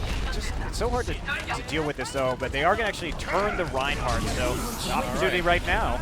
Deadeye looking for a couple kills. Nice shot! Wow, Aquino saves the day. Snipes a Deadeyeing McCree. Meanwhile, Hamtal coming in on top with that nano-boosted Reaper. Looking okay for Flashlux at the moment. He's going to go ahead and chase this other Reaper down. Laris getting taken out, and Flashlux should be able to take this first point. Yeah, pushing on through right there. Really clutch snipe there from Aquino. You'll notice that he didn't reveal himself that time until they had turned the Reinhardt away so that he wasn't able to actually use the shield to block the team. That's when he popped out of cover, caught the McCree in the middle of the ultimate. Great job there. Good coordination from Flashlux. And it's been those comms, I think, that have been their strength so far in this series. On board with Aquino now on that Widowmaker. I didn't think we'd see Widowmaker so early in the tournament, but here we are. Buffs coming in a little bit later for as we've seen, but right now Aquino not bothered by it. Yeah, it's hard to kill Genji though, isn't it? And that's what happens. Sound barrier used is RG trying to defend this push. Hamtal gets taken out. They've got some ults built up, so we'll see what they can do out of this push, but I think this is going to be mostly an ult building push as they will not take the point this time. Yeah, that's the switch there immediate. Munchkin can close that gap, has a chance to reflect also the sniper shots coming in from the Widowmaker. Very difficult to deal with the Genji. See a Genji of Aquino's own now. Yeah, so this has been just trying to switch it out. I realize the Widowmaker's not going to work, but very rapid switches here from the Korean teams. They're decisive in the way that they're changing their heroes over the course of this match. Yeah. Lots of ults up available for Flashlux. They don't have one on Aquino because he just switched. All right, here we go. Coming in Hamtal. He gets nano boosted going in for that Death Blossom. Gets a couple with it. It's a good start. Munchkin very low on the Genji. Has to duck away. Gets back that full health. And can they hold on? It's not going to be easy. Both Reinhardt's still up, though, as the Fire Strike comes through. OP shield does go down. Flashlux not building any time yet. There we go. Munchkin did a good job, actually, of delaying here. And that gives Claris time to come in with that nano-boosted Reaper. Gets one. Gets taken out, though. Mitigated mostly by the Reinhardt shield. Hamtal staying alive by consuming the souls of his victims. And Flashlux still holding on. Oh, never mind. That's going to be it. Nice Graviton Surge coming in from Elysium. And Munchkin should be able to clean this one up. Yeah, Munchkin was able to revive with the Dragonblade Genji ultimate up into the Graviton Surge from Elysium. Ooh, back over to the McCree. Okay. Yeah, to deal with the Genji. So what they saw right there was they know that Flashlux used 5 ults on that push, and they know that Aquino just switched. So the main ult they have to worry about on the next push is going to be a nano-boosted Genji ultimate. So with the McCree, he's going to try and shut that down with a flashbang as he comes in. Hamtal very close as well, but flashbang works just as well on the gun party. Okay, Earth Shatter. Use Hamtal, slowed up, pin, still alive for the moment, manages to Wraith form his way out of that. Can he get anything done though with this? He's so low. No, finally gets slammed down as Claris takes out 3 with his Reaper. Sound Barrier was used as well though, so RG gonna be a little bit light on ultimates for this next push. Yeah. Meanwhile, Graviton Surge should be up for Flashlux. Yeah, really good shutdown right there. Immediate response with the Earth Shatter. Yeah. Onto the nano boosted Reaper. Is that a wireless mouse? Wow, impressive. Dude, that's Bold. Yeah, no kidding, man. All right, he doesn't need no latency. Good latency. Couple, jumping over the bat. Nice graviton surge from behind. Amtal comes in, drops a Death Blossom, and he drops RG Titan along with it. Wow, getting the angle there by actually rocket jumping with the Zarya into positioning, using that right click, and that sets up the angle, and that's going to be a capture. Nicely done by Flashlux. Good positioning. Again, their coordination. Zarya gets in from behind, sets up the Reaper ultimate into that team fight. Very impressive. Man, that was a great mechanical play with that rocket jump on the Zarya at the end. Really good stuff. So fun match to start out the game or start to the day with, and they've got some time bank, some pretty good time bank to work with here for Flashlux. So it'll be up on RG Titan to see what they can show on attack now. Man, I can't get over that. That was so good because then you present them with the situation, which way do you face the Reinhardt shield? One way, you're blocking the Zarya stuff, but you're vulnerable to the Reaper. The other way, you're blocking the Reaper, you're vulnerable to the right clicks from the Zarya. Yeah, absolutely. Perfect. And if you have those shields up on Zarya too, you can shield both the Zarya, use the barrier on the Zarya and on the Reaper at the same time. So you're charging, you're going to be charging that Zarya no matter what.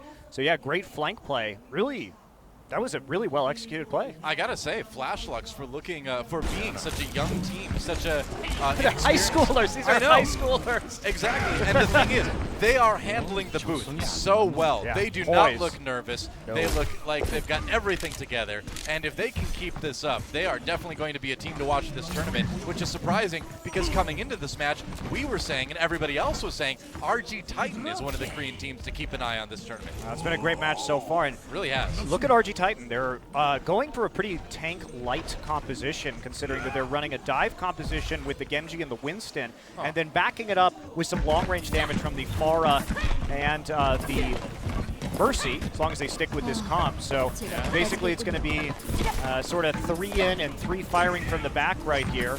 And there's not going to be Flashlux, you know, we could see a Mei to actually divide and conquer when 3 go in, but we're not going to see that here. Instead, another tank-heavy comp with the McCree there for the long-range damage. Well, they really like running the Road Dog on Pumple, and he hasn't had a ton of success with it yet, but this is another map where you've got a lot of hook opportunity.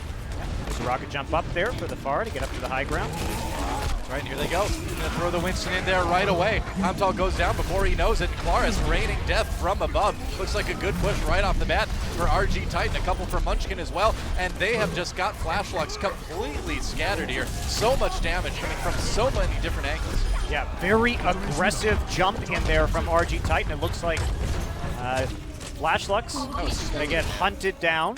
Yeah, just immediate commitment. That was really good. From Opaque Shield on that Winston. Very decisive pressure, and they are going to get an extremely fast point number 1. I feel like over the months, the fastest I've seen this point taken on a Temple of Anubis is when you have the Winston jumping in to disrupt, and then you have multiple damage options coming from different sides. You need to kind of divide and conquer the defense on that first point. And we've got Barrage up here and a res. No ults for Flashlux outside of the nano boost. Oh, this could be fast, although they do take out Claris really quick. They need it. Elysium waiting for that graviton surge. Probably not going to end up using it. No, he does go ahead and drop it right there. Brings in all of Flashlux. A couple of kills. Claris back up again. Got Brock back with the Mercy res, I believe. Munchkin looking for targets on that Genji, but he doesn't have much, as it looks like Flashlux holding on with a couple tanks here. Genji a little bit annoying to deal with. Meanwhile, be shield. Back through. Yeah, RG Titan. The fact that Claris died so quickly right there did end up getting focused down by the Zarya. Pumple on Flashlux means that they traded a lot of ult charge, and now Flashlux sitting pretty on 4 ults to 1, and nobody really close on RG Titan either. Well, it's too bad, because now this is going to be definitely a long take if RG Titan is able to take it. They had that first chance is probably their best chance to have a good time here. It's going to take a little while now. OP Shield jumping in from behind. He's got the Primal Rage. He's going to do it, try to knock away the Reaper, keep that ultimate from coming in, occupying the Ana as well. Nano boost, though, onto Huiso. Meanwhile, Graviton Surge used on RG Titan. OP Shield, though, gets a couple of kills. Pumple coming back in on Zarya now. Sound barrier used for Flashlux, but can they really hold this point? Wow, they are actually going to make some progress here. Yeah, that's... Looks like they didn't actually get the revive off. Bamboo was killed right as he was in range of a 2-man revive. And it looks like he couldn't quite get that down, so a bit rough there. Could have been a longer duration fight for RG Titan. We'll have it up on the next one. It looked like a good start, too, because Opaque Shield was really zoning out the right heroes. That got 2 kills immediately, too. Yeah, and they weren't able to take even a single tick on the point. As you take the point, in case you're new to this, there are little tick marks a third of the way around. So you can kind of get it to a point where it stays there. You don't have to retake the entire point each time. It's like RG Titan's waiting to charge the Pharah ult, so they're going to have a combo here with Nano Boost and potentially a Pharah with the Graviton. Trying to use that Graviton Surge, and meanwhile Claris Nano boosted, getting done what he can, not using that barrage yet, has shields to worry about. He is going to get taken down by Pumple. Kills on each side, but man, Pumple has been such a hero on this Zarya for the moment. But we'll see what the res can get RG Titan here. Yeah, the res came early, didn't actually get too many members, 1 or 2. And a duel, have a grenade, have a fist. And so far, well, I was going to say so good for RG Titan. Looks like it was scary enough for Wiso to switch over to Ana, or D.Va rather. Flash looks had a good read on that. They actually fanned out on the point. So it was a 1-man Graviton Surge, and that actually ruined the combo that RG Titan was trying to execute with the nano-boosted Pharah just shooting into the clump there. So they only got the Reinhardt, and it ended up being a pretty weak push as a result of the fact that they couldn't get any initial kills. You know, I do like the Pharah for the first point on top of the newest, but it seems like it's so hard to position yourself on point B. They're going to try to go for it again. Opaque Shield has the Primal Rage right now. Claris on the top, still looking for an opportunity. Completely distracted, though, by this Capri.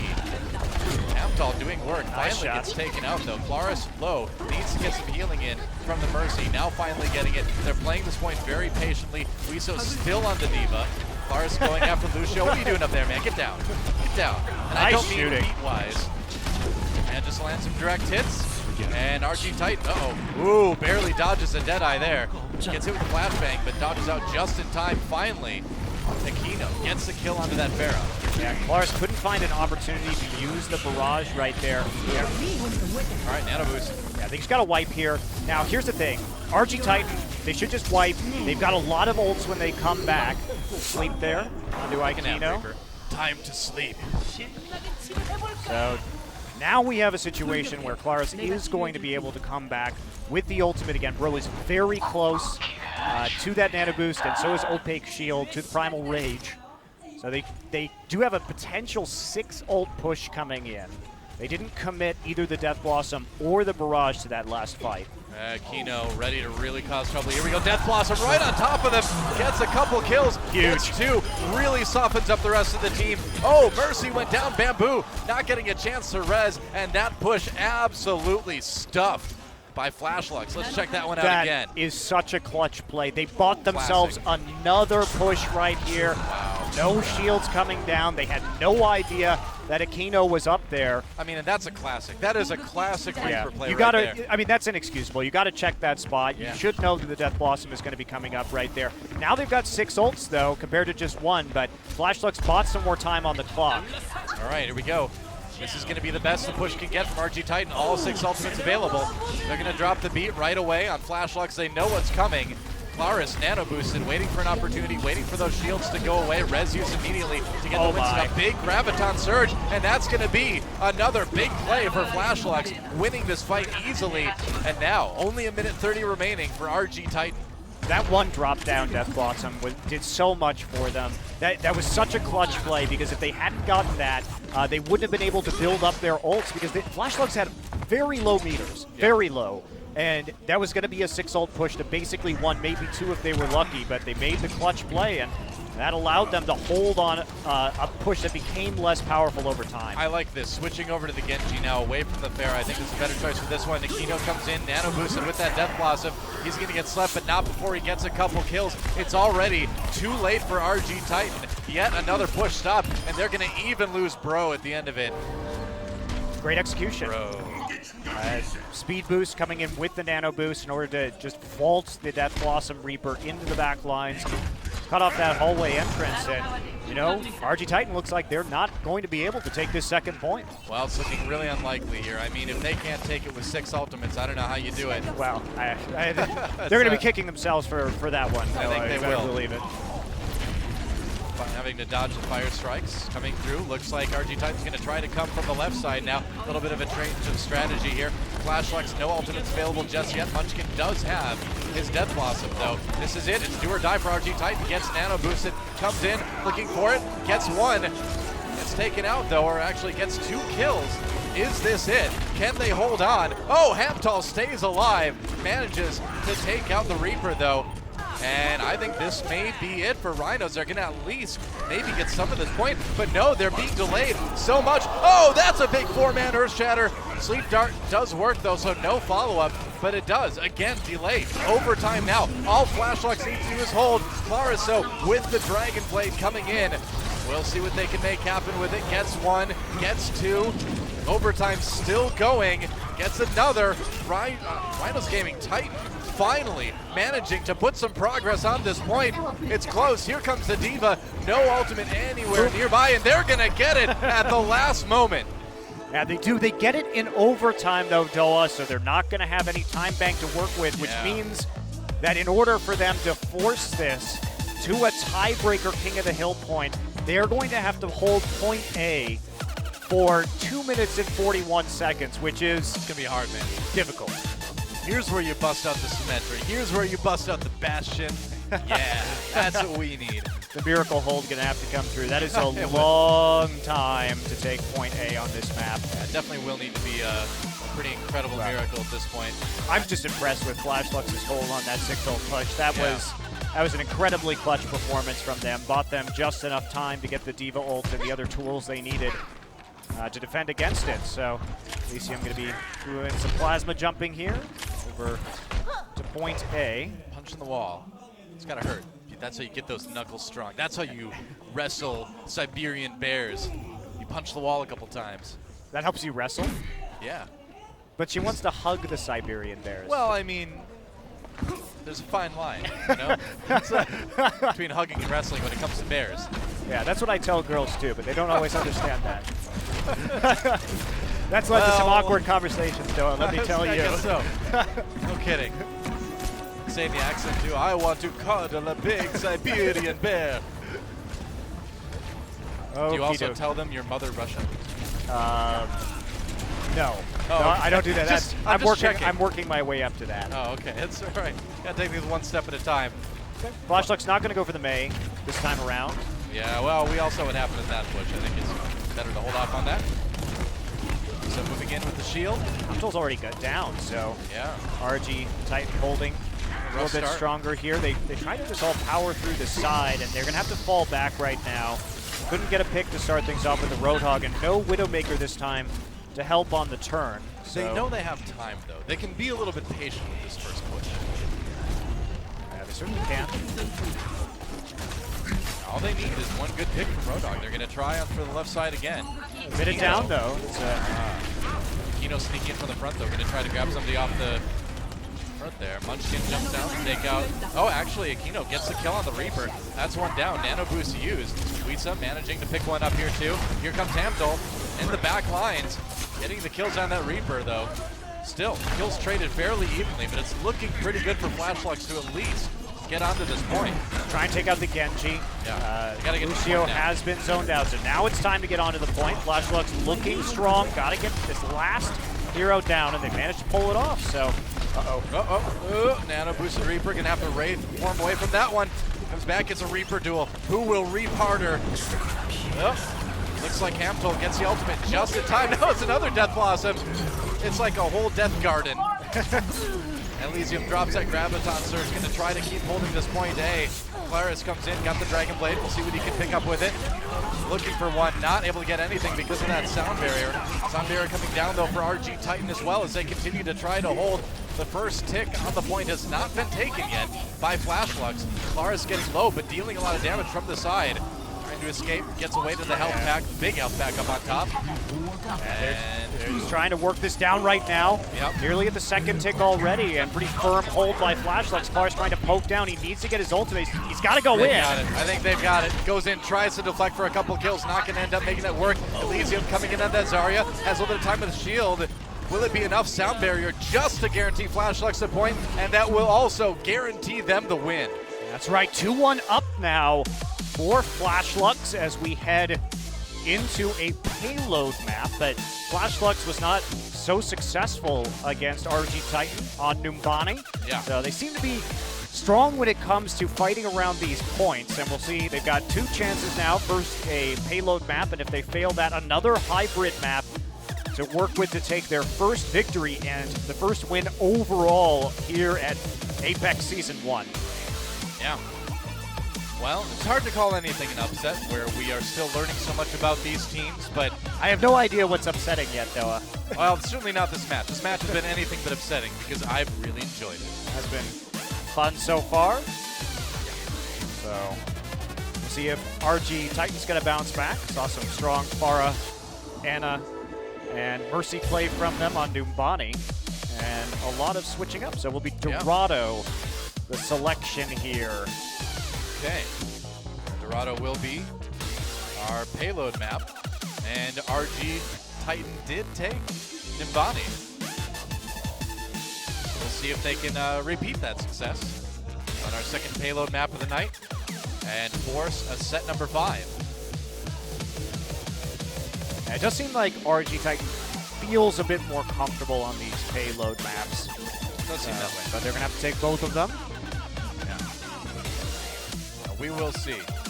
Flashlux just 1 win away from being our first match winners here in Intel Overwatch Apex Season 1. And it's time to get into Dorado.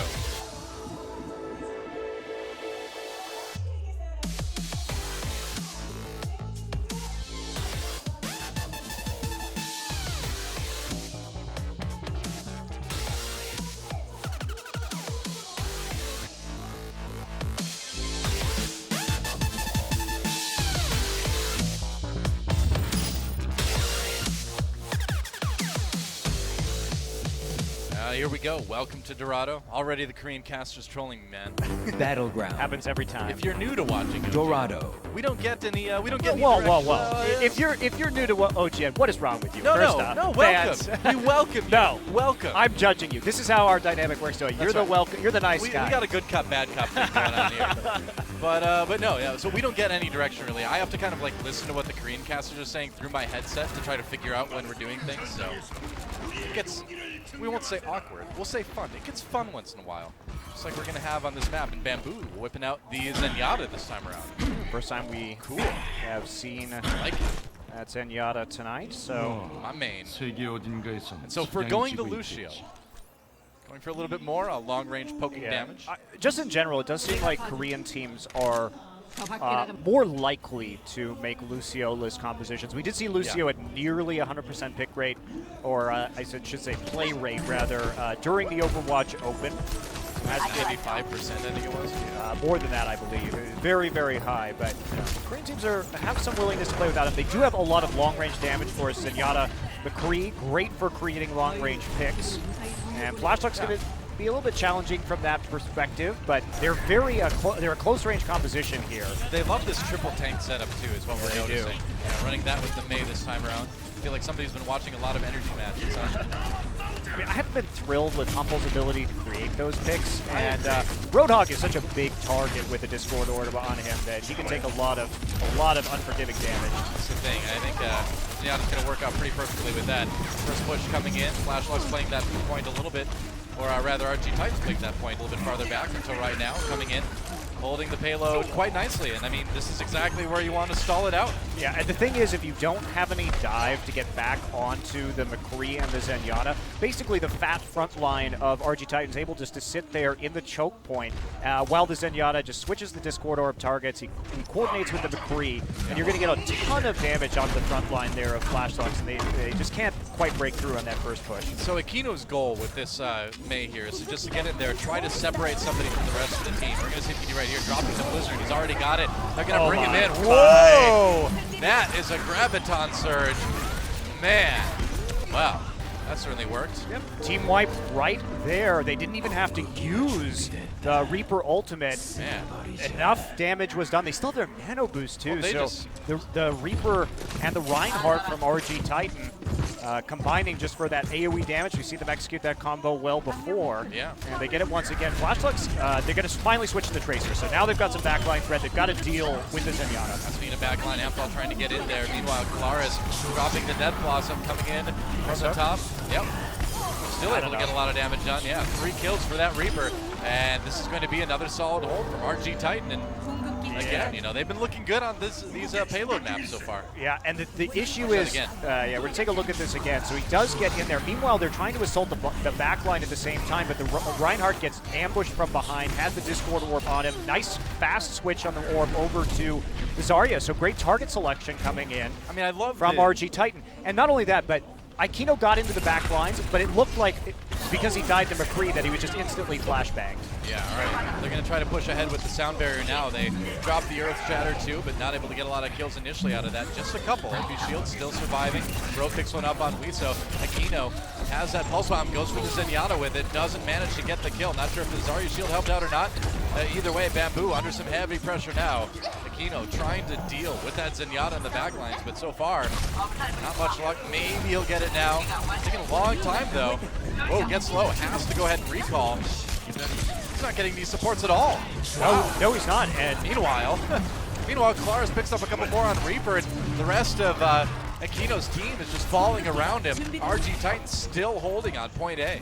And that's the thing about just having the Tracer, because you're against Zenyatta McCree. Zenyatta can 1v1 Tracers if you have good accuracy because of the Discord Orb, being able to deal a whole lot of damage.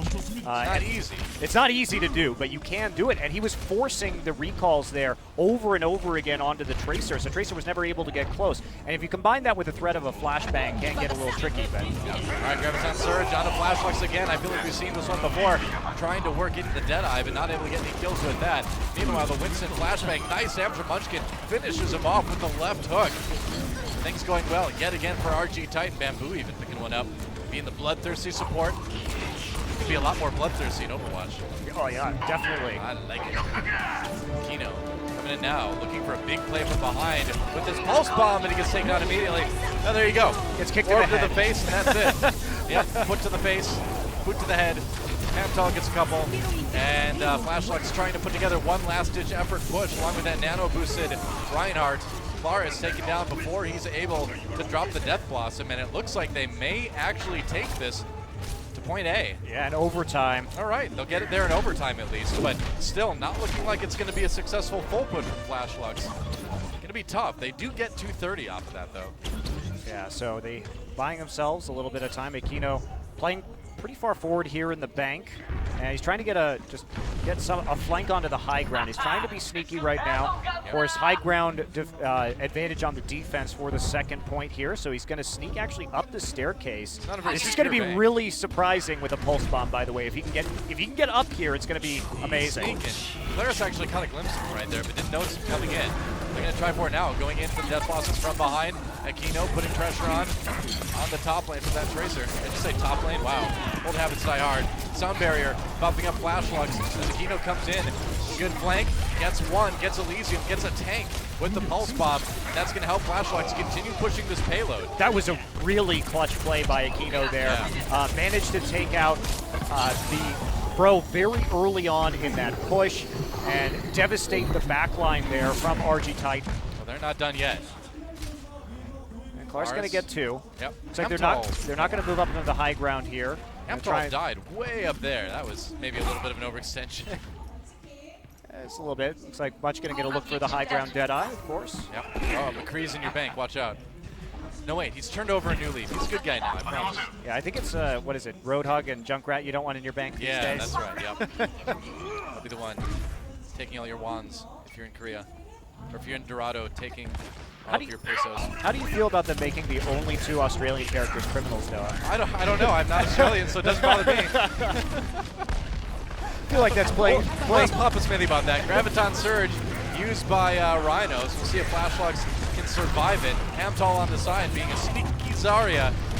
Rhinos, though, already winning this push, and it looks like Hamtall is just going to have to give it up. Yep. Double kill, bro. Way to go, bro. Way to go. Bro really staying very far back right there alongside the McCree. Yeah. Energy Titan holding. Yeah, Claris, take a look at his Death Blossom right here, looking for the drop down ult. Yeah, and if he can get a good, Death Blossom here, this is going to end the round. Trying to stop before they reach that second checkpoint. They took it to overtime on point A. We'll see if they can take it overtime on point B. They're going to send Pumple up on top of that Winston right away. Nano boost onto Weetza on that Reinhardt. Pumple coming back down to try to help the rest of his teammate as they jump onto the point again. Hamtall dead, not getting to use that Graviton Surge. Claris in the back lines. Didn't get a lot done with that Reaper ultimate initially, but it looks like they're holding for the moment anyway. Got to stay on that cart. Yep, that's Reaper right. in the face of the Winston does have to phase shift out. Looks like they've got it. Oh, overtime. Overtime getting a little bit more risky. Each time they push people off, there's the Graviton Surge coming in now onto RG Titan, but no real follow-up from Flashlox just yet. Oh, good Zenyatta coming in the last moment. Clara's trying to use that to get to the back lines as well. Stay safe. Gets taken out, though. Nice charge. Flashlox still pushing forward. We're not done quite yet. Aquino takes out Zenyatta. It could be big, big flash. Well, I'm saying big a lot. There's a lot of big stuff going on. I know. Tracer's doing work, man, and now the Tracer duel. But are they really fighting themselves? Is this a Tracer from just alternate timelines? Who knows? Either way, Aquino gets the kill, and this push continues. Wow, I can't believe it. Flashluck's actually going to be able to push it to this point. Well, actually, Clara's going to get there with the Wraith form. Whole team back. We're not done quite yet. RG Titan with a last-ditch effort to hold Flashlucks to just 1 point on this map. Again, looking for that great pulse bomb. Earth Shatter comes in. This could be the opportunity they've been looking for. Diva for Flashlock trying to stay alive. Flash bomb doesn't end up doing a whole lot. Or a pulse grenade doesn't end up doing a whole lot. Munchkin, though, able to make this Tracer work. And a boosted Diva right there, the only target really available for them. And Damage Winston, reduction too. just buying them some time. Yeah, a big brawl on the payload. Everybody's so tanky right now. Earth Shatter does take out Aquino. That's big. Diva ultimate trying to push RG Titan back. Not going to end up working out, though. Sound barrier now into RG Titan, continuing to hold this defense, and it looks like they may finally have it. If they can just get rid of the Winston, they can. Overtime, it dropped too fast, and that's going to be only 1 point. It took Elysium a while to actually get his ult charged up there at the end of the game, but once he did and was able to use that Primal Rage, because the overtime had gone so long, he knocks him off the cart, and that is going to be the end of it. So just 1 point for Flashlucks. Rough start. Well, I'm just impressed they even got that first point. Just a crazy last push there. Yeah. Forcing this game to go just a little bit longer. A lot of tenacity. And RG Titan certainly has a lot to work with. And we've seen them just be, so far, small sample size, more effective on these payload maps. Well, we'll see what RG's got for offense as we switch sides here on Dorado. That is exactly how far Rhinos Gaming Titan needs to push this payload to take this map. And they're going to try to do it with a 2-2-2 comp. Meanwhile, it's going to be double tank. Looks like Flashluck's going for the Mei and the McCree for their damage options this time around. No Zenyatta on offense. Sadly. We have seen just how effective the Mei can be on the first point of this map, especially on defense. You look at the basically singular choke that you're trying to push the card through right at the start there. You can easily cut members off, create picks by dividing and then conquering.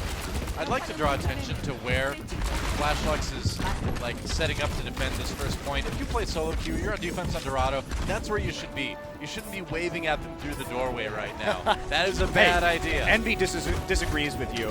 I've Yeah, seen but them hold this point. He falls, well, yeah, I mean, that was, but we're not Envy, right? That's right. You're not Envy either. We're not envious, no. Well, I'm a little bit envious of your skill, but we're not team envious. All right, here we go. RG Titan with the offense. Munchkin looking for the headshots on the top. Just poking out where they can with the Reinhardt shield, trying to land a couple of those fire strikes, start building up ult charge, but now they're going to be in the real defensive mode. Aquino here on the side, ready to use the wall. Yeah, see if he can divide and conquer with that ice wall. Lars coming in from behind. Looking for a kill onto the Zarya. We'll see if he can get it. No, actually, he's the one getting taken out by Pumple. Grabs the double. Flashlock so far holding this pretty well. Yeah, there's the wall coming in right now. Is going to force Opaque Shield to be all by his lonesome right there. Easy pick off, and Bamboo now on the run, skating away on the walls. So will be another push here from RG Titan. So back to my earlier point. See, look how easy it was to defend right there, guys. Do that. Your solo queue, please, for your sake and mine. We play on the Korean server though, Doa, so you're not actually helping anybody we play with. Yeah, no, that's true. That's a good point, but I'm just trying to benefit everyone. All right, here we go. Blizzard time. I feel like I'm back in Minnesota. Earthshatter following that up. We don't have those in Minnesota. Flashlock's trying to defend. Looks like they get 2 with the Deadeye. And it will be another hold from Flashlock. Aquino. A great combo there, starting things off with that Blizzard. Trying to put an icicle at the head of Bro. Yeah, I do end up sort of giving Bro a little bit more ult charge right there. Yeah, a little bit. Oh, that all built so fast anyway. What can we do? Ooh, wow. Getting close there. So we do have a Graviton Earthshatter combo possible. Hyuk very near to his sound barrier as well. So a lot of control ultimates, CC ultimates able to be used in this choke right now from Flashlucks. All right, gonna try to take the high ground. RG Titan gonna have a real hard time with this push. I think so. Yeah, sound barrier advantage is pretty huge. All right, they're going to use that Graviton Surge right away. Flashlock's again trying to defend. Sound barrier comes down just to help shore up that defense. Earthshatter used. Hamtal manages to pick one up, and it looks like another easy hold. Using a lot of ults to do it. Now the counter sound barrier coming in. They're going to nano boost that Reinhardt. RG Titan not giving up this push quite yet. Wiso, though, going to receive the nano boost himself. Another one. Gets the fire strike kill. Goes in, chases down Bro. Going to push him back all the way to spawn. All the way back to that house that that girl and her mom live in at the Agent 76 video. Soldier 76 video. Yeah, the bakery. Well, anyway, Bakery. right there, that was a great sleep on the nano boosted Reinhardt, and then they saved their nano boost until the Reinhardt got back up, maximized the amount of time that their Reinhardt was going to have. Really, and now we're going to see him try and re-engage.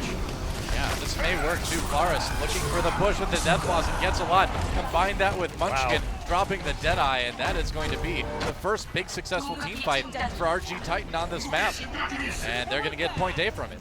Finally jam it through, 50 seconds left, so adding a little bit more time there, and we're going to see if they can push it all the way to near that second point. Flashlucks, Aquino with the Blizzard, able to drop that on the cart from above. And it feels like we're just seeing a little bit more solid ult management out of RG Titan on these payload maps. They seem more patient to use them, and that's benefiting them, you know? Flashlock seems a little bit quicker to pull the trigger in. Claris. He's creeping, Doa. Creeping Claris. Creeping All right, Claris. you're a Blizzard. Claris is only Gonna be used by 15% charge though, so. Yeah, it can still do a lot of damage. Especially Those with the nano cannons. boost. Again, oh, look out, No, Grandma, he missed, he missed! Oh, wow, missed the first headshot. That's going to be a living, no, a dead Ana, never mind. Spoke too soon. Still able to get that support out of the way. 2 kills for 2 right now as Rhinos Gaming pushes back through. Nice Earthshatter after that Graviton Surge. That's a nano boost of Lucio. Yep. Another misplay there. Looks like trying to hit that Reinhardt, but no luck on that one. So Seen that one a couple times tonight, haven't we? that's been a problem for RG Titan tonight. Nano boosting Lucio's. You know, it would be great if you nano boosted Lucio, if you got like a super boop, where you just knock people back like 100 yards. Then I would say go for it. Blizzard, please. I think Super Boop is Betty Boop's superhero form. Super Boop. Become Super Boop. Wow. Monty reveals that he's actually 60 years old. Maywall walking Munchkin off a little bit. Flashlight drops a Blizzard. Gonna go for the Deadeye again. Munchkin able to get a couple. Takes out Aquino. Nobody wants a bullet in the foot. Munchkin, though, being taken down. Another Graviton Surge from RG Titan. They're going to keep this push rolling, it looks like, a little bit. Are able so kind of on his own. come on through, but there's no follow-up on that Earth Shatter, actually. Well, that was a bit of a waste. I mean, he was just trying to delay it for his team to respawn. It was the only way. Didn't really have a choice there. Getting the nano boost now is Flashflux for the last-ditch effort, trying to defend as best they can. Stars backing away. Flashflux just trying to barely hold on. They've got to stall it for a minute yet. RG Titan, as we can see, does not have too much farther to push this if they're going to win the map. Yeah, Kino switched over to the Reaper, so Reaper on Reaper battles right here. Sneaking from Claris, sitting up on the ledge. Trying to, nope, not gonna oops sign the time to slip. Corner right there. He's gonna push on forward though. We see, are they gonna drop right now? Maybe. It's a good angle for the Deadeye from Amthol. Waiting for it, being very patient. Doesn't want to use it if he doesn't have to. There we go, great opportunity. Not a lot of Reinhardt to protect him. Doesn't get any kills out of it though. Earthshatter comes down from OP Shield in the meantime. It's knocked down himself. Munchkin still looking for a few more kills. Bot coming in from Flashflux. The hold is looking possible. 15 seconds left for RG Titan to push things just a bit farther. Yeah, they just don't have the tools to do it, though. I mean, look at this. Think so. They've got a Deadeye, and that's not going to be enough. Probably not. We'll see if Bambu's going to have a hell of a sound barrier. Nice flashbang. Gets a little bit of damage onto that Reinhardt. Deadeye time. Sound barrier used by RG Titan. They got back up just in time. Munchkin getting 2 kills with that, actually. Can they keep pushing? Pumple getting a couple kills on that Zarya. That defense is looking solid. There goes Elysium. Looks like Flashflux able to hold it. Oh, wow. Nice Earth Shatter. OP Shield actually turning things around a little bit here. They might be able to push it. This is the map right here. Gonna try to go for it. Deadeye blocked by that shield. Claris getting the kill with the Genji. Held up for the moment by Hyuk on that Lucio. So annoying to take out. But dancing on the payload. Gives time though. Flashflux just needing to delay. It's in overtime. All they need to do is get RG Titan off the payload, but RG Titan looking like they might be on the verge of forcing a game 5 here. Munchkin diving in, and they are actually going to get it, I believe. Yeah, that was a really clutch Deadeye from Munchkin. It did look like the Reinhardt here was going to prevent the actual attack, like the shots there coming in, but it looks like he found an angle just around the side. I'd have to watch from the McCree's perspective in order to pull that Deadeye off and get the initial 2 kills that allowed them to snowball through, get some more ults up, and then take it to that second point. So we are going to be heading to our 5th and final game here. 5-game set right off the bat, Noah. All right, I like it. This is how I want to start, and these teams looking pretty even, but I gotta say, RG Titan looking a lot better on payload in general, but was a bit of a nail biter there at the end. It was, but it just seems like they are more comfortable on those maps. You know? Certainly, taking both of them so far, and got a chance here. We are going to move into a hybrid map for game number 5. Our 5th and final set here in the very first match, and it's going to be Kings Row. All right. So we're going to London. Yeah, we've been Kings Row and Hollywood. We've been seeing some more Hanzos on attack recently, so I wonder if we're going to have any of that brought out. See if the seagull phenomenon is worldwide. Very true, very true. Find out. But it all comes down to this. RG Titan versus Flashflux going to Kings Row for our very last map. Let's see who takes it. Let's see who takes the first match of the Intel Overwatch Apex Season 1.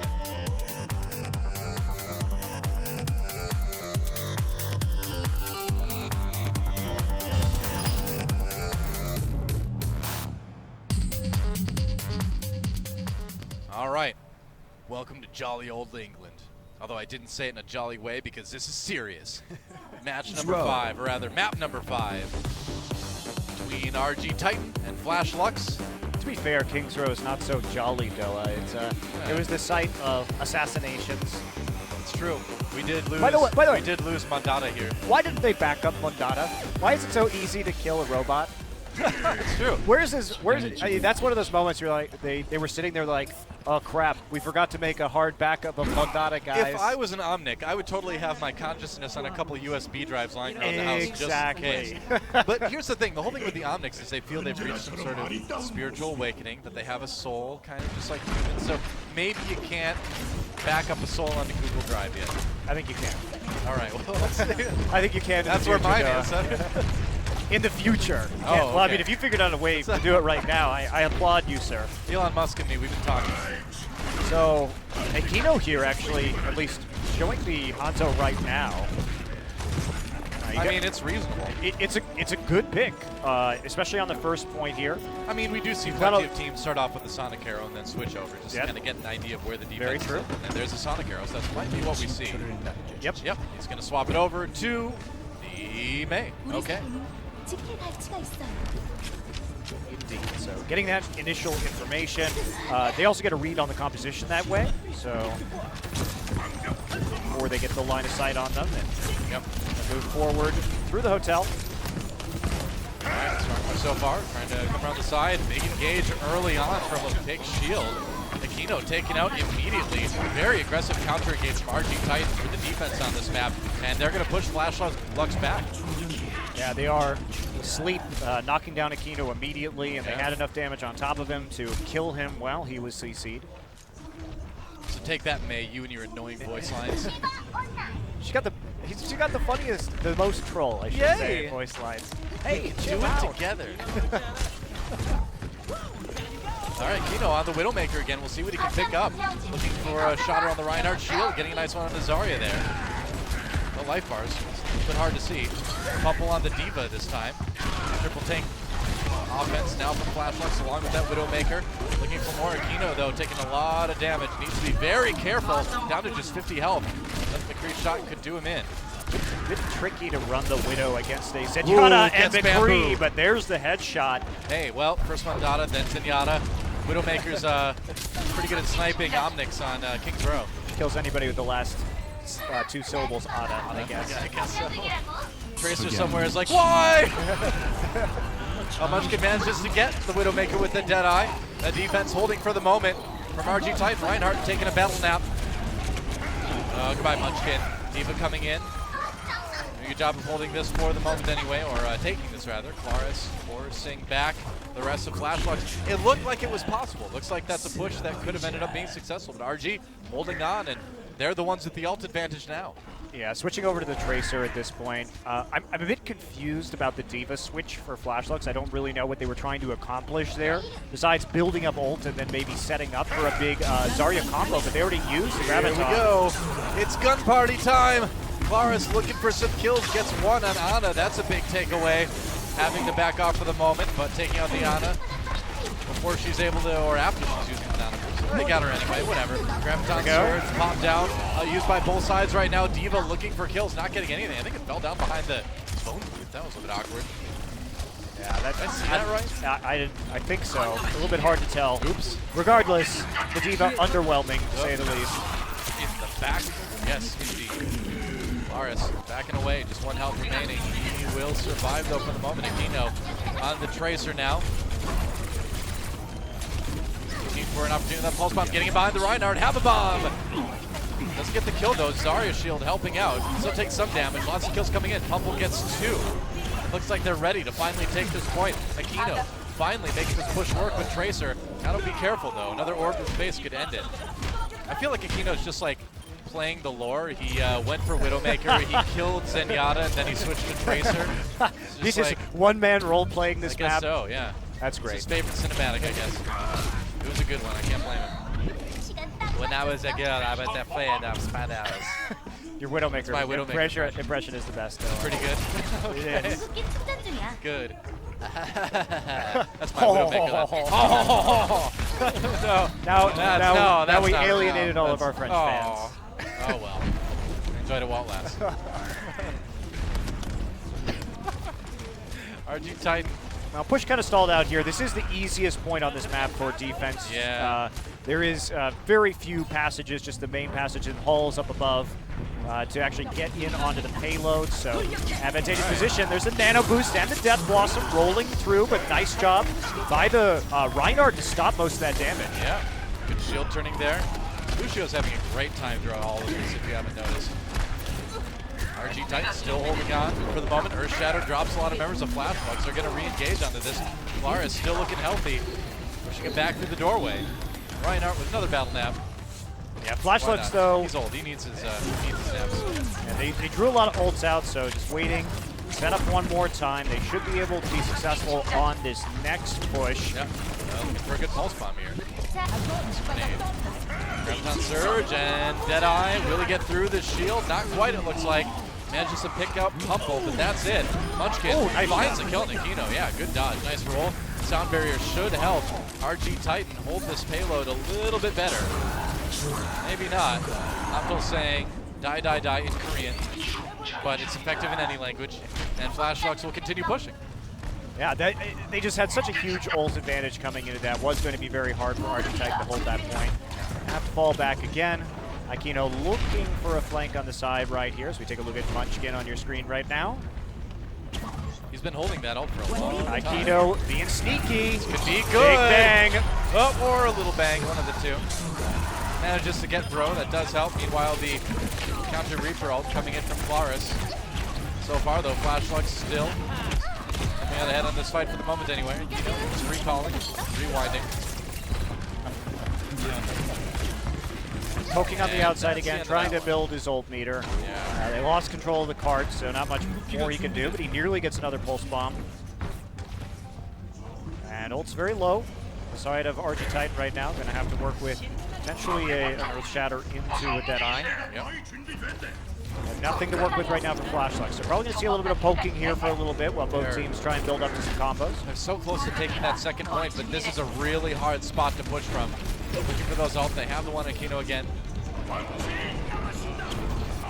Here we go. Around. Sneaky pulse bomb. This is what Tracers do. Coming from behind, manages Oh to get my, three! That is what they needed. Meanwhile, they've got the nano boosted Reaper as well. Oh, the back line was clumped, Doa. The back line was clumped up. Well, that's he got gonna be a both point. supports and the McCree, and there wasn't even a Graviton Surge there to set that up. So That was slow reaction from RG Titan. But what a great position that Aquino managed to get himself into with that flank. Aquino saved this push. Yeah, absolutely. Flashbox. Clutch pulse bomb for sure. Graviton Surge again. They're not really slowing down. Halfdog coming in behind, stops the Deadeye, gets slept, doesn't get to use that ultimate quite yet. Time to sleep. And so, Flashlux can continue pushing. There we go. Easy push on through. Yep. And now he's got a great position. He can get on top, drop down from above. Yeah, Clark's going to have a hell of a nano boosted Death Blossom. Seriously, right? In order to stop this next push. They're still working on Kisu getting his ult up. Got the sound barrier. We've seen this before. Pumple coming in from behind, getting that gravity surge. Sound barrier used immediately. comes Claris Claris. waiting for the end of that shield. Uses the Death Blossom. Does a bit of damage. Gets everybody low at least. Finds Kiso in the back lines. And that's going to be a nice hold for RG Titan for the moment anyway. That was absolutely the push they needed, but they're not Oh, gonna, goodbye. Oh. Oh, wah, wah. Yeah, he did reset there though, so going to head back with the rest of his team. Not really that big of a deal as some poke comes in. I mean, you got to reset there sometimes. Yeah. Fall off the edge, just so you don't get split spawn. This looks sad, you know. It does look sad. Yeah, you're right. I mean, obviously, staggering the spawns out without big Earth Shatters coming down on both sides, actually. Munchkin looking to capitalize.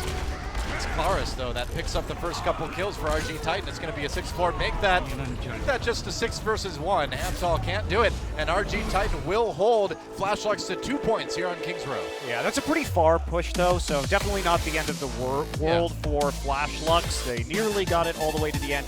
Getting that last point in the Foundry is difficult because of the spawns. Poor defense right behind that point. You don't see it, and less than 50% of the time you're going to see that payload map actually completed. So Very true. they do have some room to work with on their defense, and we'll see what RG Titan has to offer. Just getting the most out of those nano boosts late into the game. Yeah.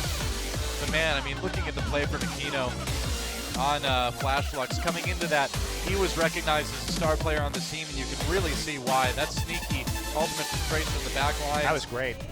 Looking so good, but I now mean- they I have mean, to defend. Yeah, that one play really got them almost to the completion of that third point right there. Yeah. And he did it all by himself. He did it without the Graviton Surge clumping people for the big bang. Just managed to find the right cluster of targets and completely devastated the back line of RG Titan. Depending on how RG Titan does on offense here, that could very well have been the game-winning play for this map and this match too. Okay. So RG Titan this time, at least flashing the Mercy right now. Don't think we're going to be seeing double snipers from them, but just taking a look right there with the Widowmaker scope. Yep. Now looks like we're going to see a Pharah. Pharah, lots of open airspace and long sight lines on this first point to poke effectively with the Pharah. Clara starting out on that Widowmaker as well. Makes me think they're probably just going to use the Sonic Arrow start from Munchkin before swapping him over. Curious if Clark's going to stick to this bit. 5 seconds left, and maybe he's just, I don't know what he's doing. We'll see. I mean, he could be switching over to the Pharah. Munchkin could be switching over to the Pharah as well. Wow, they actually run a... Okay, They're not going to run he's gonna switch over to Pharah. There we go, Far Reaper. Okay, just trying to get a couple cheap kills from the onset, but not able to find anybody. Flash Lux spreading out that defense. You lose a couple of seconds like that, but maybe you punish somebody who is a little bit too far forward. Yeah, the idea is you catch somebody out in the open and get a free 65. Clarus on the top now, raining rockets from above. Oh, big shield going down really fast though, and I'm getting a lot of charge onto the Zarya. Got to back away for the moment. So a slow start, but you know, when you see these Pharah compositions, you're really counting on the poke damage, and it can be slow going when you're looking at taking this first point. But again, Flash Lux, they're not really prepared for this. This is another time where Flash Lux in this series has found themselves without a McCree, without long-range damage. So Clarus he's got a lot of room to work with. It's not even a Roadhog this time, so who exactly is going to kill him? All right, where'd the Nano Boost end up? Onto the Reaper. Yep, there we go. Where else would it be? Hamstol picking up 1, picking up 3 actually in the meantime. For a 4th, and that is called a solid defense. Yeah, definitely a solid defense right there. They just sort of ignore the Pharah, but you know, Pharah gets some damage done, gets that ult percent built up, but able to actually convert the kills onto the rest of the team. There's an ult coming in onto the Reinhardt, looks like, or Reaper actually. I believe so, yeah, just a Reaper again. Munchkin slowed up by the Blizzard this time though, having to Wraith walk back through it, and now the Graviton brings in RG Titan. They still managed to pick up the kills, though, so it looks like they're going to be able to get point A here. Yeah, that was actually another good flank. It's one of Clarus' main skills that we've seen is being able to find the flanks on the Pharah. And actually, he punished Flash Lux because he saw the Mei wall go up, and then he just barraged on the other side of it. So there was nowhere for the members of Flash Lux to go. They were pinned against the Mei wall. He gets a few kills off of that, and that's going to be point number 1 taken pretty darn quickly here by RG Titan. Yeah, and on top of all that, they still have the Mercy ultimate remaining. They still have the Reaper ultimate. So they're in position to keep going here. Hamtal, though, wants to try to come in from behind and stall this push. Man, the payload comes out so slow on this map. It's just torturously slow. I wish they would speed that up, actually. It's interesting because it gives the defense such a good chance to set up for the beginning of the push more than other maps. Exactly, and this is considering this is the best point to defend. You get basically a free respawn, but enough about that, Noah. Yeah. For an opportunity after that first Death Blossom goes up. Oh, but Munchkin taken out. Time to weep. Huge res. 3-man. Earthshatter comes in for Flash Lux. Blocked by this defense, but Clara still on the outside, untouched, getting lots of damage done. Yeah, and you know, the Earthshatter blocked by the Reinhardt wall right there, so they couldn't get quite as much as they would have liked, and that's going to be RG Titan continuing to push this payload. Punch right to the Reaper face right there as Pharah floats in for the melee finisher. Pretty good. Pretty good push going so far for RG Titan. They've got Flash Lux backed way up. Clara still with that barrage. They've got to be very, very careful that he doesn't find an opportunity to come from behind. Come from the side here, but Aquino knows what's up. He switched to that McCree. Yeah, that's a very important switch. I'm a bit surprised that Flash Lux didn't anticipate, given what they've already seen this match. Yep, Hamtal picks one up. Aquino gets another one, manages to take Lars from the sky with that Deadeye. Munchkin having to back away now. So, Deadeye used, but it got the Pharah, which is kind of the most important thing. Prevented that barrage from coming in. Now Hamtal content to just hold it. He's looking for that Reaper. There's a Reaper right there, though. Ooh, good. He's caught it out of the corner of his eye. Instant Wraith form. Knew that he wasn't going to have his crosshairs on the right target. Would have been 1v1 by Munchkin, so good reflex. Yep. Rocket jump takes Polaris up to the second floor there. Knockback used. So Polaris, let's get rid of the Reaper onto the high ground. Cuts off one of the points of entry. And now they're going to be coming straight through the front. There's the nano boost. Yeah, he's going to go ahead and Wraith walk out of that Graviton Surge. Manages to pick up a couple with the Death Blossom. Good defense so far for Flash Lux. They're going to get what looks to be a full hold here. That was really well played there by Hamtol on the way in. The Reinhardt was very low by the time the Death Blossom ended, and then an unfortunate reload timing from Munchkin meant that he lost the 1v1 duel to Hamtol. Now, got another push coming, but this is a pretty substantial advantage here. Yeah. Kind of surprised that Reaper decided to call his ult Death Blossom. They're like, do you like flowers, Reaper? He's like, yeah, I love them. It's like Hey, gardening is his hobby. I guess so. Time to garden. Oh, Tito manages to get bro. Manages to get 2. Turns the Deadeye into a kill, into 2 in fact. Takes out both supports. Man, what a great individual play. Wow, from Akito another there. one. Gets the Pharah at the end of the play too. Overwatch. Oh, that's the game. This is the organization I really hate, but I put their markup everywhere. Now people will think they're vandalizing these walls. I see what you're doing, It's the Reaper. small victories, right? Yes, that's right. Reaper's like, I'm a murderer, but here's some petty larceny. I know. Some petty vandalism. Petty Take that, vandalism. Overwatch. All right, Munchkin looking for an opportunity with this Death Blossom. He drops it. Doesn't get a whole lot, though, out of it. A couple kills. Eventually gets Earth Shattered, slammed in the face with a giant hammer. And Flashlux holds again. Wow. Flashlux has just been styling on RG Titan right here. Klaris even switched over to the Genji on that last push, but no more luck for him. Yeah. And now they've got Death Blossom and the Graviton Surge ready to roll on this next attack. And RG Titan, they have basically no tools to work with right here. Optimistically, they'll have a Graviton Surge in about 15 seconds. Here we go. Really looking to make this push work. They kind of need to. It's do or die time. 10 seconds left as the ults go down. And yep, that's going to pretty much do it. No Reinhardt shield, nothing blocking those Deadeye shots from coming in and ending it all. They nano boosted Aquino in that last fight and not the Reaper, but still manages to make it work. And that's going to be it. So, wow, nice job by Flashlux holding on that last point. They may have lost the other 2 payload maps. They're successful on King's Row. And this group of high school students comes through for the first win here at Apex. That's right. Flashlux takes it, and it really is incredible. I mean, again, I was talking to the coach for Afrika Blue, and he said these guys are young, but they play great strategically. They look so together with it despite being so young, despite being such a new team. And they come in and they win the very first match here at the Intel Overwatch Apex Season 1. Yeah, great stuff. So that'll be series number 1 here in the books. It's in the bag. It's in the bag. So that'll be the first match of Group A. We will be heading over to Group B for our next match tonight, and that will be between Team Hongdu, Uncia, and VK Stars. Should be pretty great. And I don't know, what do you say? I mean, RG Titan, they did okay. It was a close match in the end. Still a team to kind of keep an eye on, but I feel like the Flashlight just kind of came in and surprised them, right? I really was impressed by the coordination that we saw off of Flashlux, especially on the control points. They really looked like they had some stylish flanks and combo plays going on that helped propel them to the victory. Yep, certainly looks that way. And it's going to be interesting to see how they end up doing in the rest of this, the rest of their Group A matches. There's that round robin, of course, so we'll definitely see them again. But a great first match. I mean, what more could you really ask for? A close best of 5 in the very first match of the tournament. Good stuff.